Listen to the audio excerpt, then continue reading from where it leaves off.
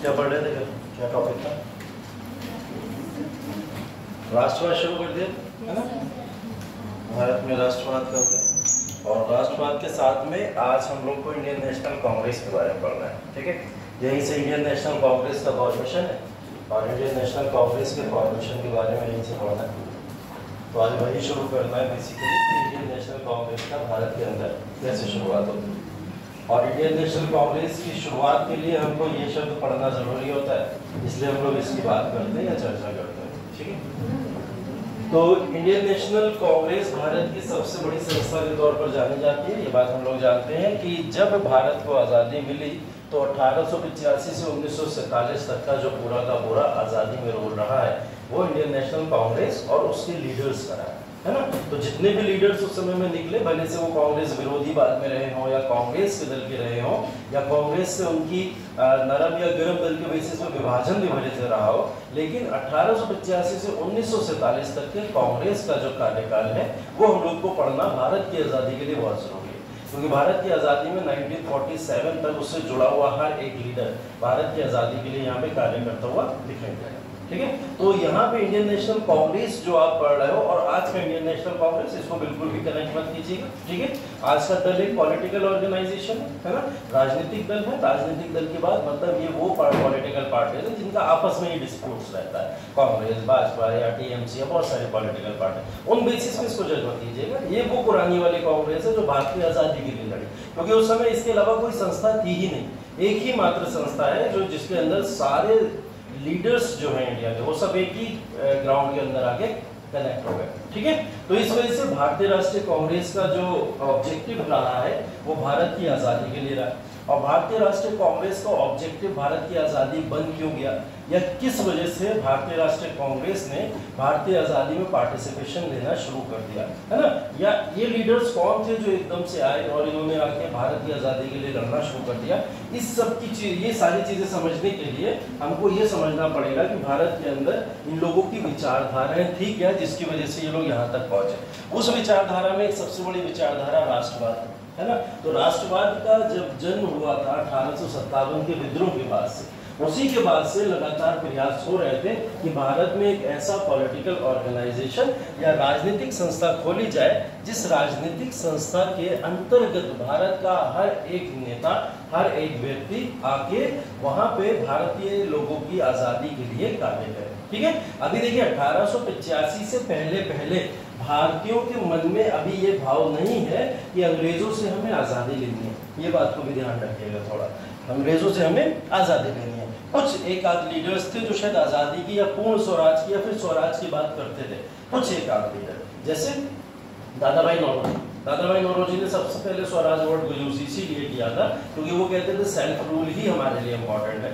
और हमें self rule चाहिए। और सारे लीडर्स इसलिए स्वराज की बात नहीं करते थे क्योंकि उन्हें शायद ये लगता था कि भारत ने कभी भी डेमोक्रेसी जैसी चीज या लोकतंत्र जैसी चीज या हमारे द्वारा किए गए रूल को अभी तक उतने अच्छे से एक्सपीरियंस नहीं किया। तो अंग्रेजों को इसका अच्छा एक्सपीरियंस है, अंग्रेजों को ही इसको लेकर कार्य करना चाहिए। ठीक है, तो जितने भी कार्य उस समय में हुए वो सारे के सारे कार्य यहाँ पे अंग्रेजों के कुछ एक्सप्लॉयटेशन, शोषण, उन सबके रिजल्ट थे जिसने भारत में ऐसी क्रांतियों को जन्म दिया। ठीक है, उन क्रांतियों में से एक क्रांति का नाम आप राष्ट्रवाद भी रख सकते हो अगर आपको एक वर्ड ही देना है। और राष्ट्रवाद के बारे में हम लोग ने कल चर्चा की ही थी कि राष्ट्रवाद है क्या, व्हाट इज नेशनलिज्म।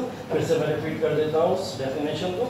राष्ट्रवाद का मतलब हम लोगों ने ये पढ़ा था, किसी भी एक ज्योग्राफिकल टेरिटरी में या किसी भी एक भौगोलिक सीमा के अंतर्गत रहने वाले जो भी मनुष्य या जो भी व्यक्ति हैं वो सारे लोग अपने राष्ट्र के निर्माण के लिए जो भी प्रयत्न करते हैं वो सब किसका हिस्सा है, राष्ट्रवाद का हिस्सा। ठीक है, अभी आप लोग को याद रहेगी, कल से 3-4 बार हम लोग इसके बारे में पढ़ चुके हैं। ठीक है, तो ये राष्ट्रवाद की डेफिनेशन कहीं ना कहीं इन सारी चीजों को दर्शाती है कि राष्ट्रवाद ही वो एकमात्र यहाँ पे पॉइंट है जिसकी वजह से भारत अपनी आज़ादी की तरफ अग्रसर हुआ, है ना। तो अगर आपसे पूछे भारत अपनी आज़ादी की तरफ बढ़ना कब शुरू हुआ था तो आप इसके अंदर ये पॉइंट यहीं से मेंशन कर सकते हो कि भारत ने अपनी आज़ादी में पार्टिसिपेशन लेना जब शुरू किया, उसका पहला जो पड़ाव है या सीढ़ी का पहला पायदान जो है वो राष्ट्रवाद है। ठीक है, अब राष्ट्रवाद जन्म होने के कारण क्या है कि राष्ट्रवाद यहाँ पे पनपा क्यों या राष्ट्रवाद यहाँ पैदा ही क्यों हुआ, उसके पीछे बहुत सारे कारण यहाँ जिम्मेदार हैं। सबसे बड़ा कारण जो इसके पीछे है, उन कारणों में यहाँ पे लिखे हुए कारण नहीं और कारणों की चर्चा करेंगे। जैसे कि आपने ये देखा होगा कि दुनिया भर के अंदर, विदेश के अंदर या विश्व के अंदर बहुत सारे डिस्प्यूट्स चलते थे जगह जगह पे, है ना। जैसे एक एग्जाम्पल के तौर पर मान लें फ्रांस, ठीक है। फ्रांस की क्रांति एक अच्छा ऑब्जेक्टिव के तौर पर ले सकते हैं हम लोग यहाँ पे कि फ्रांस की क्रांति एक ऐसी क्रांति थी जिसने लगभग पूरे विश्व की आंखें खोल दी। उस समय 1789 का समय फ्रांस के अंदर एक बहुत बड़ी क्रांति हुई और वो क्रांतिकारी किसी दूसरे लीडर के अगेंस्ट में नहीं थे। ऐसा नहीं था कि किसी ने उनको उपनिवेश अपना बना लिया और इसलिए वहाँ पे ऐसा हुआ हो, नहीं। हुआ क्या था, वहाँ के राजा के ही अगेंस्ट में वहाँ की पूरी प्रजा खड़ी हो गई थी और वहाँ के राजा को वहाँ पे उन्होंने फांसी की सजा देने के बाद में अपने आप की डेमोक्रेसी या लोकतंत्र या कॉन्स्टिट्यूशन को स्टार्ट किया, ठीक है। तो ये जो लोकतंत्र वहाँ पे शुरू हुआ बेसिकली, या फिर फ्रांस के अंदर जो इंडिपेंडेंस शुरू हुई वो किसकी वजह से शुरू हुई थी, वहाँ की जनता की वजह से शुरू हुई जो अपने ही राजा के अगेंस्ट में लड़ रही थी, ठीक है। तो उन्होंने एक एग्जाम्पल के तौर पर पूरी दुनिया में एक बात सेट कर दी थी कि अगर एक व्यक्ति अगेंस्ट में आपके वर्क कर रहा है, आपके खिलाफ कार्य कर रहा हो, वो आपके देश का ही क्यों ना हो, तो पूरी जनता उसके अगेंस्ट में मिलकर लड़ सकती है। तो 1789 क्रांति लोगों के सामने एक बहुत बड़ा एग्जाम्पल था। तो फ्रांस ने एग्जाम्पल सेट किया था और ये क्रांति सिर्फ 1789 ही नहीं, फ्रांस इसको लेकर लगभग 1850 तक लड़ता रहा है। किसी न किसी वजह से फ्रांस अपने राइट्स के लिए, अधिकारों के लिए लड़ता रहा। उन्हीं राइट्स अधिकारों में से जो हम लोग बात करते हैं बार बार, इक्वालिटी है, फ्रेटर्निटी है, ऐसे कुछ राइट्स वहां से निकल के आए, है ना। तो जब ये समानता का या फिर भाईचारे का भाव वहां से निकल के आया तो इसने लगभग पूरे विश्व को एक एग्जाम्पल दिया कि आप लोग भी ऐसा कर सकते हो, अपनी राइट्स के लिए लड़ सकते हो। और भारत में अपने राइट्स के लिए लड़ने का मतलब क्या था, अंग्रेजों से हमारे साथ में जो शोषण हो रहा है उसकी रोकथाम करना किसी भी तरीके से। अब वो रोकथाम के तरीके कुछ भारतीय लीडर्स ने निकाले। कुछ ने बोला कि भाई आजादी ही रोकथाम का तरीका है, कुछ ने बोला नहीं आर्थिक तौर पर आजादी ले लो, कुछ ने बोला नहीं सामाजिक तौर पर आजादी ले लो। तो अलग अलग तरीके से, अलग अलग रवैये से भारत के अंदर आजादी की डिमांड उठने लगी। कारण क्या था, फ्रांस की क्रांति एक कारण था। दूसरे कारणों के ऊपर चर्चा करें तो इटली का यूनिफिकेशन, ठीक है। इटली का एकीकरण हो रहा था उस समय, जर्मनी इटली ये एकीकरण के दौर में थे। मतलब इतना विस्तारित था ये कि इटली और जर्मनी के अंदर यहाँ प्रॉब्लम एक ये हुई थी कि इटली और जर्मनी में यहाँ पे अलग अलग जगहों पर, अलग अलग एरियाज के अंदर पूरे के पूरे जर्मनी को विकसित करके रखा हुआ था। जर्मनी आप कहोगे या इटली कहोगे, कहने को तो एक देश है, लेकिन उस एक देश के ऊपर कम से कम 5 से 6 पावर्स रूल करती थी। तो टूट गया था इटली, अपने आप में टूटा हुआ था। अब उस इटली को टूटे हुए लोगों ने यहाँ पे एक करना शुरू किया, जर्मनी को एक करना शुरू किया। तो एक समय ऐसा आया इटली और जर्मनी भी एक हो गए। ये भी एक एग्जाम्पल था भारतीय के सामने कि ऐसा भी किया जा सकता है, ठीक है। अब एक एग्जाम्पल लोग देख चुके थे, अमेरिका। अमेरिका भी एक समय में उपनिवेश था, किसका, अंग्रेजों का। इंग्लैंड का गुलाम वो भी रहा, लेकिन उसने भी इन सारी नीतियों को अपना के अपनी आजादी ले ली। तो अंग्रेजों से आजादी लेने के लिए अमेरिका का एक एग्जाम्पल हमारे सामने था। और बहुत दूर ना जाए तो 19th सेंचुरी के अंदर ही एक वॉर हुआ बहुत बड़ा। उस वॉर के अंदर जापान और रशिया आपस में भिड़ गए थे। कौन, जापान और रशिया। अब जापान को अगर आप आज के समय में भी देखोगे बहुत छोटा सा कंट्री है ना। हाँ, आज के समय में भी जापान कैसा है, एक बहुत छोटा सा कंट्री है। और जापान जब रशिया के साथ में यहाँ पे इन्वॉल्व होगा वॉर के अंदर, तो आज के लॉजिक के हिसाब से भी अगर आप देखोगे तो ज्यादा पावरफुल आपको रशिया दिखाई देगा, बाउंड्री के अकॉर्डिंग भी, एरिया के अकॉर्डिंग भी, और हथियारों के भी अकॉर्डिंग भी। और आपको ऐसा लगेगा जब ये दो कंट्री आपस में लड़ेंगी तो इसमें कौन जीत जाएगा, रशिया जीत जाएगा, ऐसे लगेगा। उस समय तो जापान कुछ भी नहीं था, बहुत छोटी पावर था, सिर्फ और सिर्फ एक टापू की तरह एक छोटा सा आइलैंड बना हुआ था जिसके ऊपर कुछ चुनिंदा लोग रहते थे, एक सरकार चला करती थी। उस समय पे जापान ने रशिया को हरा दिया था, ठीक है। उस समय पे जापान ने रशिया को हरा दिया। तो लोगों के सामने एक एग्जाम्पल और निकल के आया कि जापान जैसी कंट्री इतने बड़े देश रशिया को हरा सकती है, तो हम तो अपनी आजादी की ही बात कर रहे हैं। तो ये सारे कारण वो कारण हैं जिन्होंने लोगों के अंदर ये पैदा की भावना कि हम भी तो अपने राष्ट्रवाद के लिए लड़ सकते हैं। ये राष्ट्रवाद का जो पैमाना है ये कहाँ से सेट हुआ? विदेश में जितने भी वॉर्स या लड़ाइयाँ हो रही हैं या जो भी अपनी आज़ादी के लिए वहाँ पे लड़ रहे हैं, वो सब अपने अपने राष्ट्रवाद के नारे बुलंद किया करते थे कि हमारा नेशनलिज्म हमारे लिए सर्वोपरि है। वो लोग हमेशा उस राष्ट्रवाद की बात करते थे। उसी राष्ट्रवाद को यहाँ पे हम लोग उस तरीके से पढ़ते हैं कि भारत में ये राष्ट्रवाद कहाँ से आया। तो एक एग्जाम्पल के तौर पे हमने देख लिया विदेशों में हुई बहुत सारी गतिविधियां कहीं ना कहीं रिस्पॉन्सिबल है जिसकी वजह से राष्ट्रवाद आया। ठीक है, दूसरा कारण यहाँ पे लिखा हुआ है, दूसरा कारण यहाँ लिखा है ब्रिटिश शासन के दौरान भारत का राजनीतिक एकीकरण। ब्रिटिश शासन के दौरान जो भी भारतीय लोग थे उन्होंने एक चीज देखी, उन्होंने ये देखना शुरू किया कि ब्रिटिश साम्राज्य जब से आया है उसने नॉर्थ से लेके साउथ तक और ईस्ट से लेके वेस्ट तक पूरे भारत को एक धुरी से बांध दिया, है ना। अभी तक क्या होता था, मुगल साम्राज्य भी हम लोगों ने देखा, मुगल साम्राज्य में भी तो कुछ इंडिपेंडेंट क्षेत्र होते थे जिसमें बंगाल अपना लेके अलग जी रहा है, अवध अलग जी रहा है अपना, या हैदराबाद अलग होता था, सब अलग अलग अपने अपने राज्य लेके रहा करते थे। ठीक है, इससे पहले भी हमने स्टेट्स देख चुके हैं, बहुत सारे ऐसे स्टेट्स रहे हैं कि कभी पूरे राष्ट्र के तौर पर उनका निर्माण ही नहीं हो पाया। लेकिन जब अंग्रेज आए, अंग्रेजों ने क्या करा, भारत को दो भागों में डिवाइड किया। एक था ब्रिटिश भारत, क्या था एक ब्रिटिश भारत, और एक था रियासतों वाला भारत। ठीक है, जहां पे रियासतें रूल किया करते थे। रियासतों का मतलब राजा रहे होंगे पुराने, नवाब रहे होंगे पुराने, ठीक है, या कुछ ना कुछ मराठा कहीं ना कहीं एक का एग्जाम्पल वहां पे आ जाता है। तो कुछ ऐसे पुराने राजाओं का कुनबा होता था जो रियासतों का पार्ट होता था, लेकिन उसके ऊपर भी इनडायरेक्ट कंट्रोल कहीं ना कहीं अंग्रेज अपना करा करते थे। तो जब भारतीयों ने ये देखा कि इन्होंने नॉर्थ से साउथ तक, ईस्ट से लेके वेस्ट तक पूरे भारत को, संपूर्ण भारत को एक कर दिया, है ना, और जैसे ही एक करने के बाद पता चली कि पूरे भारत को एक कर दिया गया तो लोगों के अंदर ये भावना पैदा हो गई। वो भावना ये थी कि यार ये तो राष्ट्रवाद जैसा कुछ दिख रहा है, मतलब पूरे भारत की भौगोलिक सीमा को एक कर देना, ये तो राष्ट्रवाद की डेफिनेशन है। तो पूरे भारत की भौगोलिक सीमा यहाँ पे एक हो गई, और उस पूरे भारत की भौगोलिक सीमा जैसे ही एक हुई, लोगों ने इस बात को एक राष्ट्रवाद के तौर पर देख लिया कि जब भारत के अंदर ब्रिटिश शासन जैसे लोग भारत की राजनीतिक इकाई के रूप में पूर्ण भारत को एक कर सकते हैं, तो हम भारतीय अपने देश के लिए क्यों ये कार्य नहीं कर सकते, है ना। हमें तो सिर्फ अंग्रेजों से मुक्ति दिलानी है, बाकी भारत तो एक हो ही चुका है। तो ये भी एक भारत के अंदर राष्ट्रवाद के उदय का कारण था कि उन्होंने भारत में देखा कि राष्ट्रवाद के उदय से पहले अंग्रेजों ने राजनीतिक तौर पर पूरे भारत को एक करके रखा हुआ है। ठीक है, दूसरा कारण आप ये मान सकते हैं।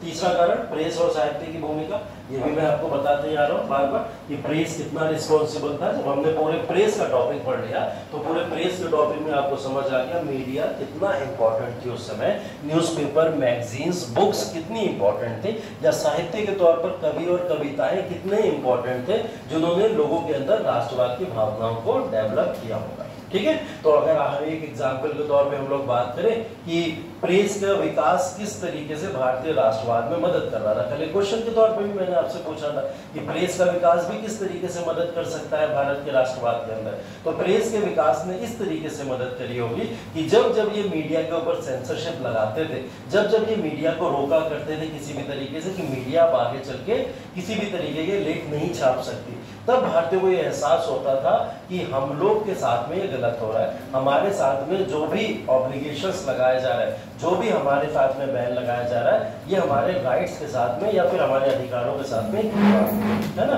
तो ये कहीं ना कहीं खिलवाड़ के तौर पर इस चीज को देखा गया। तो लोगों को ये एहसास हुआ कि प्रेस जो एक इतना इंपॉर्टेंट तत्व है जिसको ये लोग इंडिपेंडेंट करने को तैयार नहीं है, तो एक छोटी सी चीज को जब इतनी तरीके से शोषित किया जा सकता है तो फिर भारत की पूरी आर्थिक व्यवस्था को कितना शोषण किया जा रहा है ना। तो एक एग्जाम्पल के तौर पर कहीं ना कहीं प्रेस का विकास भी वो है कि प्रेस के विकास में जिन लोगों ने भी पार्टिसिपेशन लिया, जो लोग भी प्रेस की स्वतंत्रता के लिए कार्य करते थे, उन सब ने आवाज उठाना शुरू कर दी कि भारत के अंदर राष्ट्रवाद का उदय होना चाहिए। ठीक है, तो ये राष्ट्रवाद के लिए एक एग्जाम्पल है। साहित्य के तौर पे आप एग्जाम्पल पे रविंद्रनाथ टैगोर को ले सकते हो। रविंद्रनाथ टैगोर ने जितना भी साहित्य यहाँ पे डेवलप किया, चाहे वो आप कुछ भी उनके माध्यम से लिखी गई कविताएं, पिक्चर्स या जो भी उस समय में वो राष्ट्रवाद में या भारत माता को दिखाने के लिए किया करते थे, वो सब एक एग्जाम्पल के तौर पर साहित्य था। तो लोगों को जैसे मैंने आपको बताया था, पिक्चर्स देख के एहसास होता था कि अरे ये तो हमारा इंडियन फ्लैग है, ये तो हमारे भारत माता है। तो जब इन चीजों को लोग देखते थे तो और ज्यादा अट्रैक्ट उसकी तरफ हुआ करते थे। तो ये राष्ट्रवाद के लिए कहीं ना कहीं इतनी चीज रिस्पॉन्सिबल हो सकती है। ठीक है, इसके बाद में भारत के अतीत की पुनर्खोज, ठीक है। भारत के अतीत की पुनर्खोज की बात करें तो जैसे एग्जाम्पल के तौर पे आप ले सकते हो भारत की पुरानी सभ्यताओं की खोज करने वाले लोग, है ना। भारत की पुरानी सभ्यता इंडस वैली सिविलाइजेशन के बारे में पता चला, या फिर वैदिक सभ्यताओं के बारे में पता चला, या फिर उससे भी पहले की प्री हिस्टोरिक इरा के बारे में पता चला, है ना। तो ऐसी सभ्यताओं के बारे में जब भारत में पता चलना शुरू हुआ तो देखा गया, एक कंपैरिजन किया गया कि जब हमारी जो ओरिजिनल संस्कृति है वो इतनी मूल्यवान संस्कृति थी और वो इतनी मूल्यवान संस्कृति कहीं ना कहीं खो गई, उस संस्कृति को वापस लाया जाए। और वापस लाने में कुछ लोगों ने इसमें सहायता कर दी, जैसे मैक्स मुलर है, ठीक है, विलियम्स है, आरजी भंडारकर है। ये उस समय के लोग थे जिन्होंने भारतीय सभ्यताओं के बारे में कुछ ना कुछ एग्जाम्पल्स रखे थे। उन्होंने बोला था भारत में कुछ प्राचीन सभ्यताएं रही हैं जिनका रहन सहन और जो संस्कृति थी वो कुछ इस तरीके की हुआ करती थी, जो आज के समय में हम लोग पढ़ते हैं, है ना। उन संस्कृति के बारे में इन्होंने यहाँ पे बताया था। और साथ ही साथ में विवेकानंद, स्वामी दयानंद सरस्वती और ऐसे भी लोगों ने कुछ भारतीय संस्कृति के बारे में कुछ ना कुछ चीजें बताई थी, है ना। जैसे वेदों की तरफ लौटो, वेदों का अच्छा ज्ञान होना आपको जरूरी है, या फिर और भी अगर आप कुरान पढ़ रहे हो या कोई भी ऐसे रिलीजियस टेक्स्ट पढ़ रहे हो, उसकी धार्मिक संस्कृति किस तरीके की थी और भारत आज के समय में किस संस्कृति को फॉलो करता है। तो ये एक बहुत बड़ा डिफरेंस दिखा, और जब ये डिफरेंस दिखा तो लोगों ने बोला हमें अपना राष्ट्रवाद वापस चाहिए, और राष्ट्रवाद को वो लोग लेने के लिए यहाँ पे संघर्ष करते हैं। तो राष्ट्रवाद का एक कारण ये भी हो सकता है, धार्मिक सामाजिक सुधार आंदोलन एक कारण ये भी है। ये तो पूरा टॉपिक के तौर पे ही पढ़ चुके हैं कि किस तरीके से ये राष्ट्रवाद को पैदा करने के लिए रिस्पॉन्सिबल है। चाहे यहाँ पे धार्मिक तौर पर लोगों ने सुधार किया हो, चाहे सामाजिक तौर पर सुधार किया हो, एक बात तो समझ आ रही थी कि भारत में सुधार की तो जरूरत है। और भारत में सुधार का मतलब क्या है? भारत का राष्ट्रवाद, ठीक है। तो भारत के अंदर जो सुधार होंगे वो भारत के राष्ट्रवाद को ही तो जन्म देंगे। तो भारत के अंदर सुधार राष्ट्रवाद के लिए किए जाते हैं, ठीक है। उसके बाद में शासकों की प्रतिक्रियावादी नीतियां और नस्लीय अहंकार, ठीक है। जैसा कि आपने पढ़ा है कि lord Lytton, lord Ripon, lord William Bentinck, ऐसे तमाम लॉर्ड्स हुए हैं टाइम टू टाइम जिन्होंने भारत के अंदर आके तरह तरह की नीतियां अपनाई, ठीक है। अब कुछ नहीं, ज्यादातर ऐसे लोग हुए हैं भारत के अंदर वायसराय या गवर्नर जनरल्स के तौर पर, उन्होंने भारत के लिए विपरीत नीतियां ही अपनाई।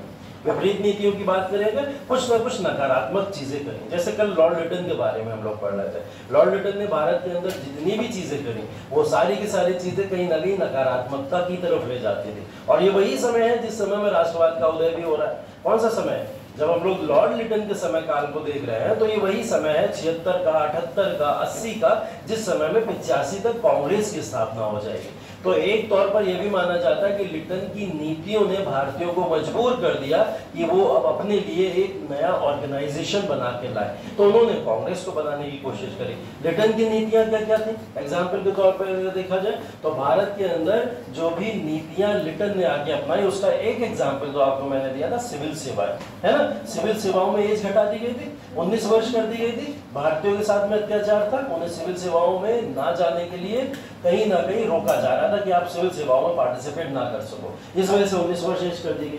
दूसरा, वर्नाकुलर प्रेस एक्ट भी लिटन ने ही अपनाया। वर्नाकुलर प्रेस एक्ट, अभी प्रेस का डेवलपमेंट पढ़ रहे थे, वहां भी हम लोग ने देखा था।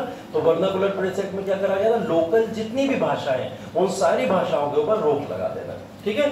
ये लिटन ने दूसरा कार्य किया था। तीसरा कार्य इसने एक और बहुत गलत किया था। इसने क्या करा था? जितने भी लाइसेंस भारत के अंदर अलाउड हुए हथियारों को लेके खास करके, वो इसी के समय से अलाउ हुए थे। मतलब भारत के अंदर अगर किसी व्यक्ति को अपने पास में पिस्टल भी रखनी है, बंदूक रखनी है, तो उसके लिए क्या करना पड़ेगा?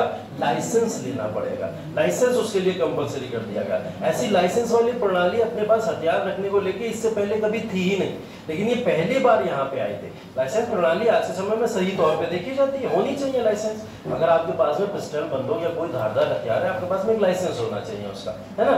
लेकिन उस समय में ये प्रणाली एकदम नई थी, लिटन के द्वारा लाई गई। और इसके अंदर गलत चीज पता क्या थी? वो ये थी कि इसने ये प्रणाली सिर्फ भारतीयों पे लागू करी। ऐसा नहीं कि भारत में यूरोपियंस नहीं रहते थे, भारत में अंग्रेज भी रहते थे, कुछ पुर्तगाली भी अभी रह रहे थे, कुछ स्पेनिश भी रह रहे थे, फ्रांस के भी कुछ लोग रह रहे थे। और आज के समय में भी कहीं ना कहीं उनकी जनरेशन गोवा के इलाके में देखने को मिलते है ना। तो रहते थे, भारत के अंदर बहुत सारे लोग ऐसे रहा करते थे। लेकिन उन सारे लोगों के ऊपर कोई लाइसेंस कंपल्सरी नहीं है। लाइसेंस सिर्फ किस पे कंपल्सरी है? भारतीयों के ऊपर। ठीक है। तो भारतीयों के ऊपर सिर्फ लाइसेंस कंपलसरी, ये सारी नीतियां यहाँ पे लिटन अपना रहे। लिटन ने जब ये सारी नीतियां अपनाई तो इससे भारतीयों को लगा कि अब ये तो बहुत ज्यादा हो गया, मतलब भारतीयों को हर तरीके से कानूनन तौर पे तो दबा ही रहे, अब कानून के साथ साथ पे आर्थिक तौर पे भी दबाने की कोशिश की जा रही है, हर तरीके से भारतीयों को दबाया जा रहा है। ठीक, इसी के बाद में रिपन भी आया। तो रिपन के बारे में मैंने आपको बताया, एक ऐसा वायसराय था जिसको रोकने के लिए मुहिम चली थी, है ना, आंदोलन चले थे कि ये वायसराय भारत से नहीं जाना चाहिए, ऐसा वायसराय। लेकिन उनके समय में भी एक ऐसी चीज हो गई, उनके समय में हो गया था इल्बर्ट बिल कंट्रोवर्सी, ठीक है, या इल्बर्ट बिल विवाद बोला जाता है इसको। इल्बर्ट बिल क्या है, इसको थोड़ा सा समझा देता हूँ लैंग्वेज के बेसिस पे, वरना आगे आएगा तो कभी बात कर लेंगे इसकी। इल्बर्ट बिल बेसिकली एक ऐसा बिल है जिस बिल के अंतर्गत ये परमिशन रिपन ने भारतीय जजों को दे दी थी कि अगर कोई यूरोपीय मर्डर करके आता है, कोई हिंसा करके आता है, कोई भी क्राइम करके आता है, तो भारतीय जज के पास में अधिकार है, उनको राइट है, वो उनको पनिशमेंट दे सकता है। ठीक है, भारतीय जजों को अधिकार दे दिया, किसने? रिपन ने। यहाँ नॉर्मल भारतीयों को अधिकार नहीं मिलते थे, प्रशासनिक तौर पर अधिकार नहीं मिलते थे, और रिपन ने कितना बड़ा कार्य कर दिया कि भारतीय जजों को अधिकार दे दिया, किसको सजा दे? यूरोपियंस को सजा देने के लिए अधिकार दे दिए। अब ये बहुत बड़ा तांडव मच गया इससे देश में, तांडव ऐसा मच गया कि रिपन की कंप्लेंट होना शुरू हो गई। बोला गया कि रिपन तो पूरी तरीके से जो है भारतीयों को फेवर करता है, भारतीयों के लिए काम करता है, भारत के ही लिए आया है, अंग्रेजों की कोई इसको चिंता नहीं है। अगर कोई बिना गलती के भी पकड़ा गया तो भारतीय जज उसे तो सजा देंगे ही देंगे। क्यों देंगे? क्योंकि भारतीय जज खिसियाए हुए बैठे हैं अंग्रेजों से, तो वो अंग्रेजों को सजा देंगे, जैसे हम उनके साथ करते हैं वो भी हमारे साथ करना शुरू करेंगे। तो ये कहीं ना कहीं इन लोगों के मन में आ गया। इस मन को लेके भारत के अंदर एक रिवॉल्यूशन चला जिसको व्हाइट रिवॉल्यूशन बोला जाता है, मतलब श्वेत क्रांति। श्वेत क्रांति ये एनवायरमेंट वाला बिल्कुल नहीं है, ठीक है, ये वो वाला है जब अंग्रेजों ने विरोध किया था इस बिल का, तो उसको व्हाइट रिवॉल्यूशन बोला गया था। व्हाइट रिवॉल्यूशन इसलिए कि इल्बर्ट बिल को तुरंत खत्म किया जाए, इसको वापस लिया जाए। भारतीय जजों को बिल्कुल अधिकार नहीं देने चाहिए कि वो हम लोग को सजा सुनाए, ठीक है, ये विवाद है। अंग्रेजों की तरफ से देखो, उनके साइड से देखो, तो ये सच में बहुत बड़ा विवाद है, क्योंकि अंग्रेज को क्या कहते हैं पनिशमेंट देना, ये भारतीयों के हाथों का जब पूरी तरीके से कंट्रोल हो जाएगा तो भारतीय बिल्कुल नहीं चूकेंगे इनको पनिशमेंट देने के लिए। अंग्रेज ये बात समझते थे इस बात को, तो उन्होंने इसका विरोध करना शुरू कर दिया, और जैसे ही विरोध करना शुरू करा, इनकी लॉर्ड रिपन की कंप्लेंट हो गई लंदन के अंदर, वहां पे जाके वहां की पार्लियामेंट में इनकी कंप्लेंट हो गई। कंप्लेंट के बाद में वहां से आदेश आया, इल्बर्ट बिल वापस लो वरना इसमें सुधार करो, ठीक है। तो रिपन ने इसमें सुधार किया। रिपन ने अब बोला कि भारतीय जज के साथ में हम एक ब्रिटिश का जज भी रखेंगे, ठीक है, जो अब साथ में सहयोग करेगा भारतीय जज का जब किसी को कोई फैसला देना होगा, कोई भी पनिशमेंट देनी होगी। तो बिना ब्रिटिश जज के या बिना किसी यूरोपियन जज के ये भारतीय जज के ऊपर बिल्कुल भी उसको परमिट नहीं होगा कि वो किसी को सजा सुना पाए, ठीक है। अभी एक फंडामेंटल राइट के तौर पर एक अधिकार मिल गया था किसको? भारतीय जज को, कि वो अपने फैसले खुद सुना सकता है। लेकिन अब उस अधिकारों के ऊपर क्या लग गया? लिमिटेशन लग गया।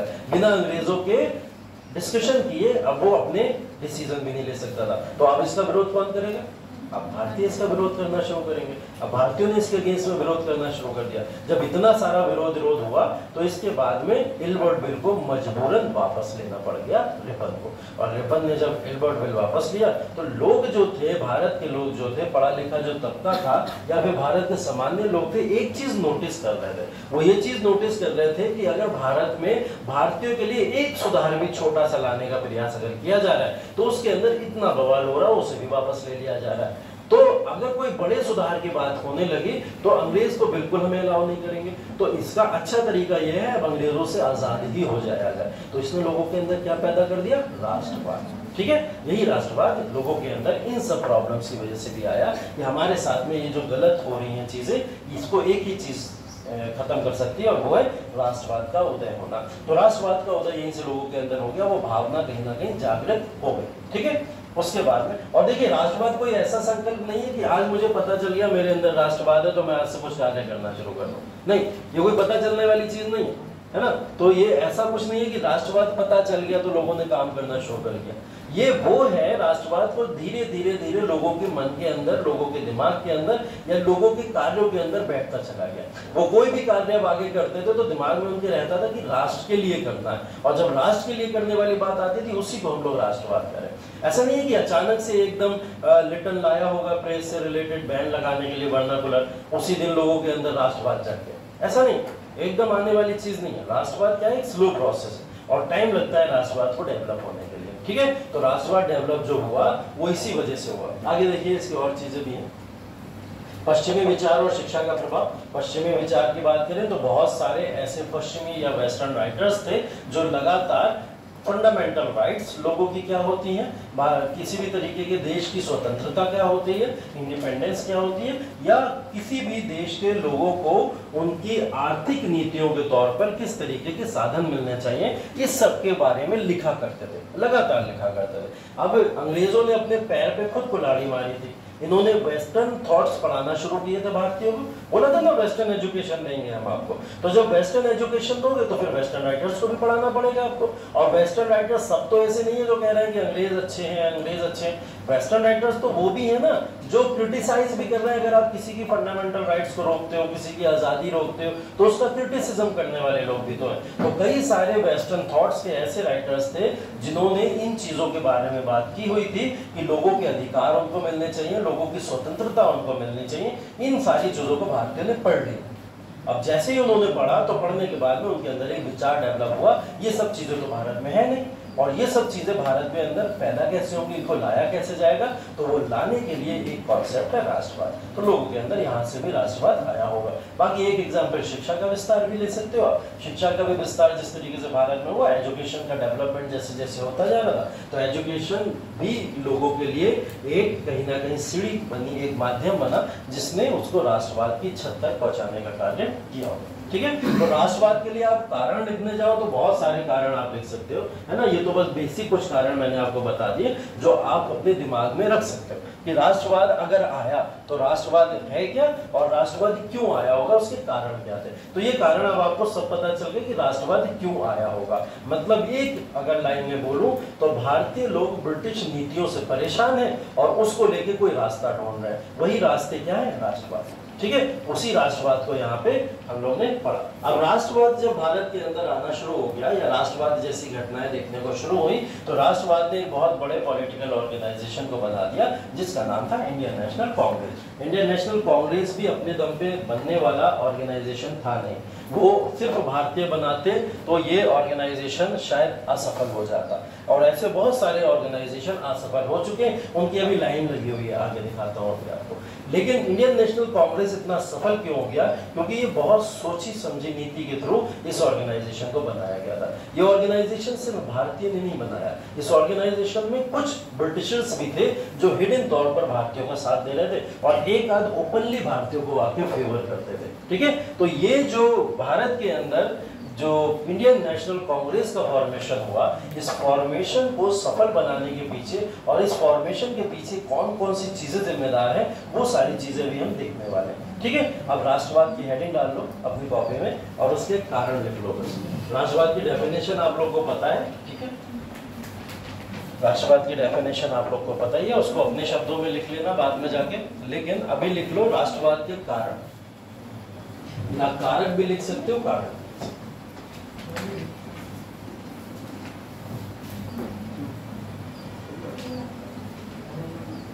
पहला पॉइंट लिखो इसमें,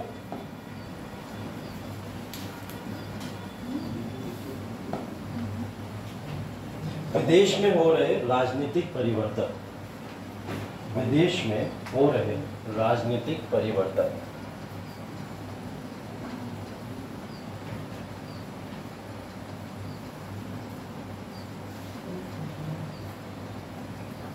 अब विदेश में जो राजनीतिक परिवर्तन हो रहे थे उसमें एग्जाम्पल क्या लिखोगे, फ्रांस की क्रांति का एक एग्जाम्पल लिख दो, इटली जर्मनी का यूनिफिकेशन या फिर एकीकरण लिख दो। फ्रांस की क्रांति लिख दो, इटली जर्मनी का एकीकरण लिख दो, ठीक है। अमेरिका की आजादी लिख दो,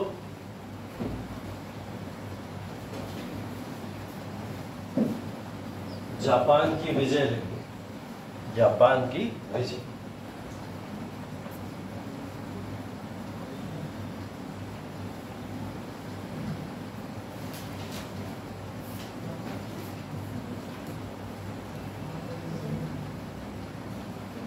ठीक है, दूसरा पॉइंट ये लिख लो सामने लिखा, ब्रिटिश शासन के दौरान राजनीतिक एकीकरण। दूसरा पॉइंट ये लिख दो, ब्रिटिश शासन के दौरान भारत का राजनीतिक एकीकरण।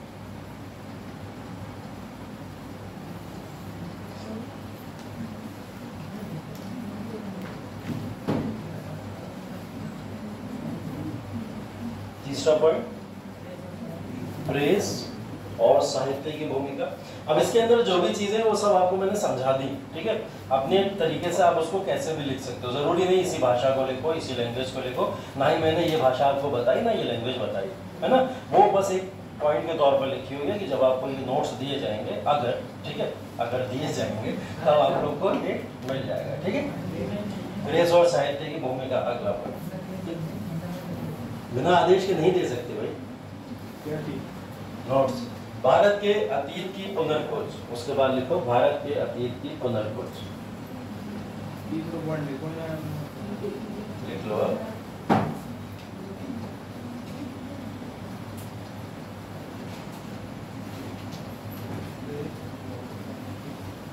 भारत के अतीत की पुनर्खोज। अगला सामाजिक धार्मिक सुधार आंदोलन।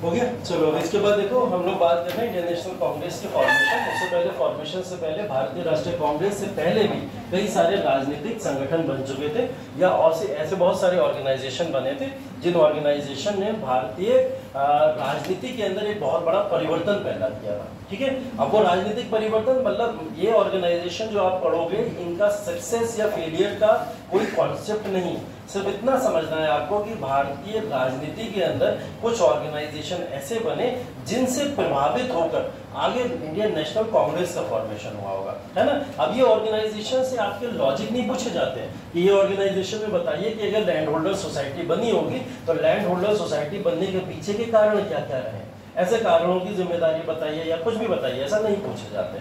आपसे ये पूछा जाता है इंडियन नेशनल कांग्रेस अगर बनी तो उसके पीछे कौन से कारण जिम्मेदार थे। उन कारणों में से एक कारण ये है कि कई सारे ऐसे पूर्व में राजनीतिक संगठन बन चुके थे जिन्होंने कांग्रेस की स्थापना में अपनी सहायता दी होगी। ठीक है, तो भारत में जो राजनीतिक संगठन बनना शुरू हुए उसका दौर शुरू होता है यहाँ से। ठीक है, जैसे पहला है बंग भाषा प्रकाशिका सभा 1836 के अंदर बंग भाषा प्रकाशिका सभा।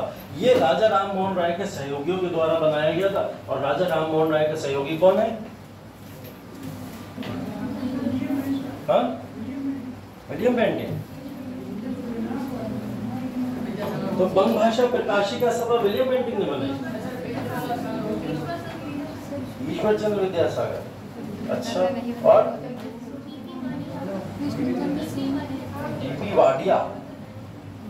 चलो ये थोड़ा सा अच्छा आंसर मिला। और मैंने ये बताया था कुछ आपको, राजा राम मोहन राय के साथ में और उनके बाद में बहुत सारे ऐसे लोग थे जो उनके ऑर्गेनाइजेशन ब्रह्मो सभा वगैरह को आगे बढ़ाने में कार्य करते थे। केशव चंद्र सेन एक अच्छा नाम है। हाँ, केशव चंद्र सेन है, ठीक है। और एक नाम है द्वारकानाथ टैगोर, ठीक है। द्वारकानाथ टैगोर भी एक इंपॉर्टेंट नाम है और मैं कल भी इनके बारे में बता ही रहा था आपको कि ये समय काल ही है जिस समय में द्वारकानाथ टैगोर एक्टिव है।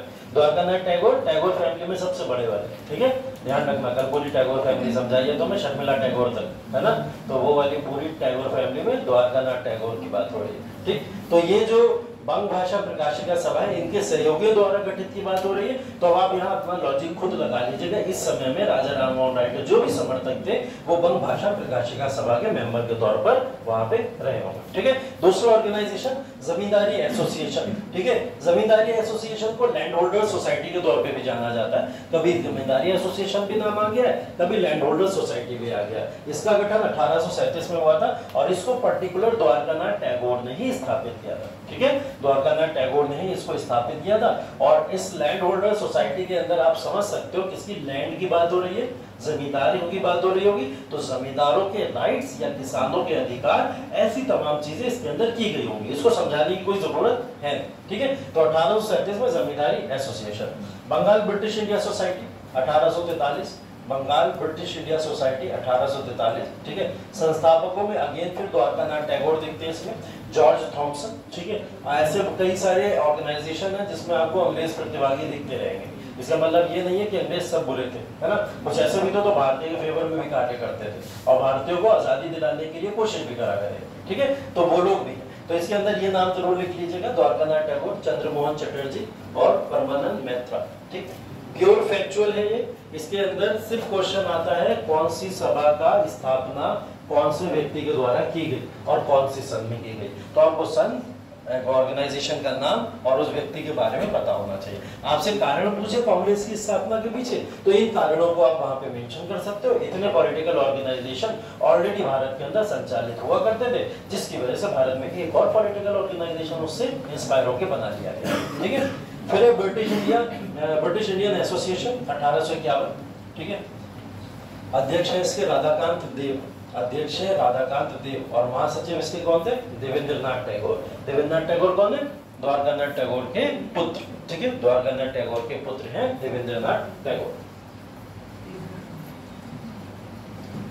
ब्रिटिश इंडियन एसोसिएशन 1851, ठीक। उसके बाद East India association 1866, East India association 1866, दादा भाई नौरोजी, ईस्ट इंडिया एसोसिएशन 1866, दादा भाई नौरोजी। इसकी स्पेशलिटी ये है कि ये जो ऑर्गेनाइजेशन फॉर्म हुआ था ये लंदन में हुआ था, भारत में नहीं हुआ। कहाँ पे हुआ, लंदन के अंदर फॉर्म हुआ था। और लंदन के अंदर इन्होंने जो इस ऑर्गेनाइजेशन को फॉर्म किया था, वहां पे इन्होंने लोगों के सामाजिक आर्थिक राइट्स की, अधिकारों की बात करी और कुछ बातें इन्होंने वहां पे भारतीय किसानों और जमींदारों के लिए की थी। तो इस ऑर्गेनाइजेशन को ये लंदन में चलाते थे और लंदन से चला के भारतीयों के लिए उनके अधिकारों की बात किया करते थे। तो मैं आपको पहले भी बता चुका हूँ कि दादा भाई नौरोजी लंदन में थे और वहीं से उन्होंने poverty and British rule in India की बात की है। उसी किताब के अंदर उन्होंने धन की निकासी का सिद्धांत मेंशन किया है ना। तो वो लंदन के अंदर रह के ये सब चीजें वहां पे देखते थे। और लंदन में ये गए क्यों थे, कोई बताएगा? हाँ? लंदन में दादा भाई नौरोजी क्यों गए थे?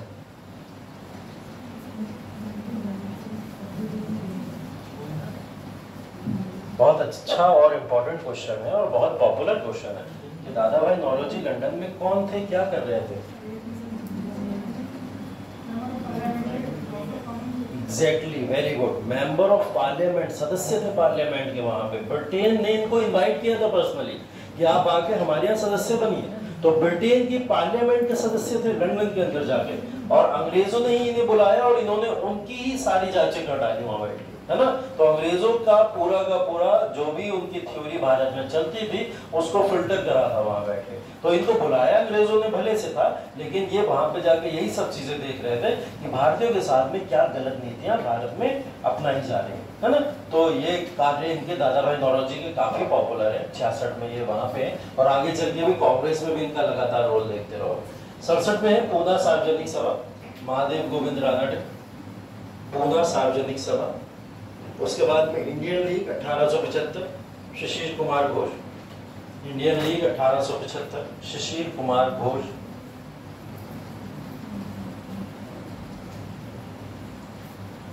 शिशिर कुमार घोष, ठीक। उसके बाद में इंडियन नेशनल एसोसिएशन, ठीक है, या इंडियन एसोसिएशन ऑफ कलकत्ता भी बोला जाता है इसको, इंडियन नेशनल एसोसिएशन भी बोला जाता है, जिसका फॉर्मेशन 1876 में हुआ, ठीक है। और इसको फॉर्म करने वाले सुरेंद्रनाथ बनर्जी और आनंद मोहन बोस है, ठीक है।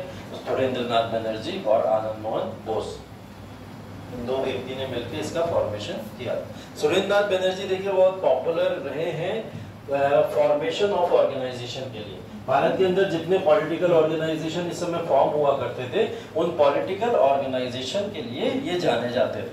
मतलब हर किसी ऑर्गेनाइजेशन में आपको किसी ना किसी फॉर्म में सुरेंद्रनाथ बनर्जी दिखेंगे, है ना। तो सुरेंद्रनाथ बनर्जी का रोल इसलिए इंपॉर्टेंट है क्योंकि जितने पॉलिटिकल ऑर्गेनाइजेशन बनते थे उन ऑर्गेनाइजेशन के ये पार्ट कहीं ना कहीं देखने को मिला करते थे। तो आपको कल को अगर कोई क्वेश्चन मिल जाए कि कोई ऐसी राजनीतिक सभा आपके सामने दे दी गई प्रीलिम्स के क्वेश्चन में और उसमें आपको एक ऑप्शन के तौर पर सुरेंद्रनाथ बनर्जी दिख जाए और आपने शायद कभी पढ़ा ही नहीं कि सुरेंद्रनाथ बनर्जी उसके मेंबर थे या नहीं थे, है ना, तो आप वहां पे एक तुक्का लगा सकते हो, ठीक है। कभी कभी लगाने पड़ते हैं जब हम लोग बहुत ही कठिन दौर पे होते हैं, मतलब हमें पता ही नहीं होता है 30 क्वेश्चन 40 क्वेश्चन हमारे सही होंगे या नहीं होंगे, है ना।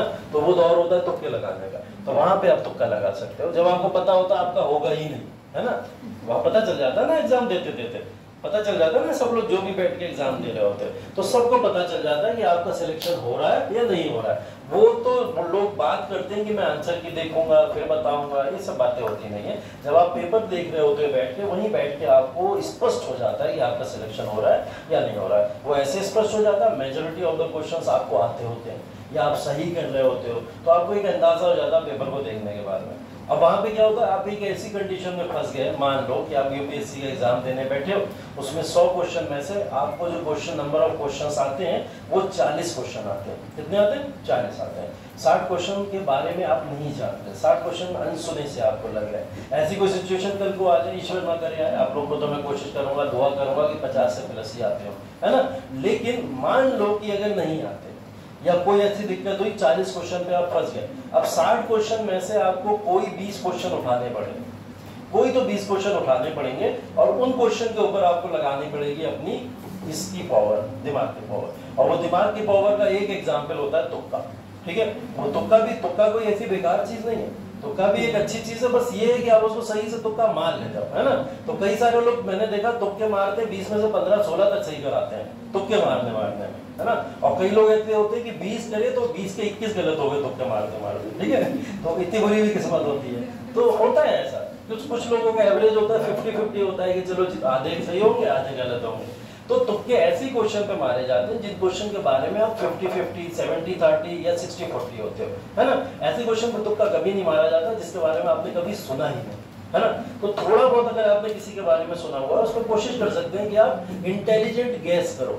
तुक्का मारने का मतलब इंटेलिजेंट गैस होता है, आप अपनी समझ के आधार पर किसी भी क्वेश्चन को लगाने की कोशिश करते हैं, क्योंकि सबकॉन्शियस माइंड में आपने शायद कभी पढ़ रखा है कि सुरेंद्रनाथ बनर्जी का एक नाम है और वो क्वेश्चन में आपको दिख गया, और जैसे ही दिखेगा आपका माइंड तुरंत क्लिक करेगा, कहीं ना कहीं घुमाएगा आपको, और जब घुमाना शुरू कर दे समझ जाओ कि आप इस क्वेश्चन को सही कर सकते हो, शायद कर सकते हो। अब उस क्वेश्चन के ऊपर लग जाओ, तो आपको 20 क्वेश्चन तो निकालने ही है। अब 20 क्वेश्चन निकालने के लिए ये आपको मशक्कत करनी पड़ेगी, वहां तुक्के मारिए, ऐसे लॉजिक्स लगाइए, जो भी लगाना है 20 क्वेश्चन निकाल कर लाने पड़े, तब जाके आपके उन 20 में से माना 10 भी गलत हो गए, लेकिन 10 भी अगर आपके सही हो गए, एक जो एवरेज रेशियो लेके चले, तब भी आप इस एग्जाम के अंदर सिलेक्शन ले जाओ, है ना।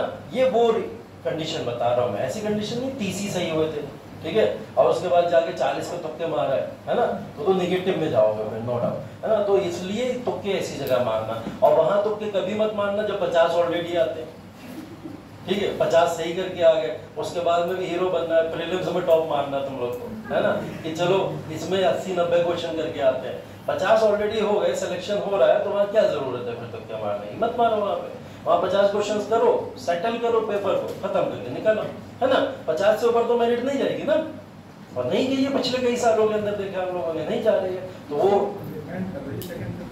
सेकंड पेपर पता नहीं तुम लोग ने टफ क्यों बना रखा है, ऐसा है नहीं। सेकंड पेपर में सिर्फ एक लॉजिक, इस साल का भी सही था, लास्ट ईयर में भी अगर सिर्फ नंबर सिस्टम ही करके चले गए होते ना मैथ के अंदर, मैथ बहुत टफ आई थी ना, बाकी सारी चीजें तो ठीक ठाक ही थी।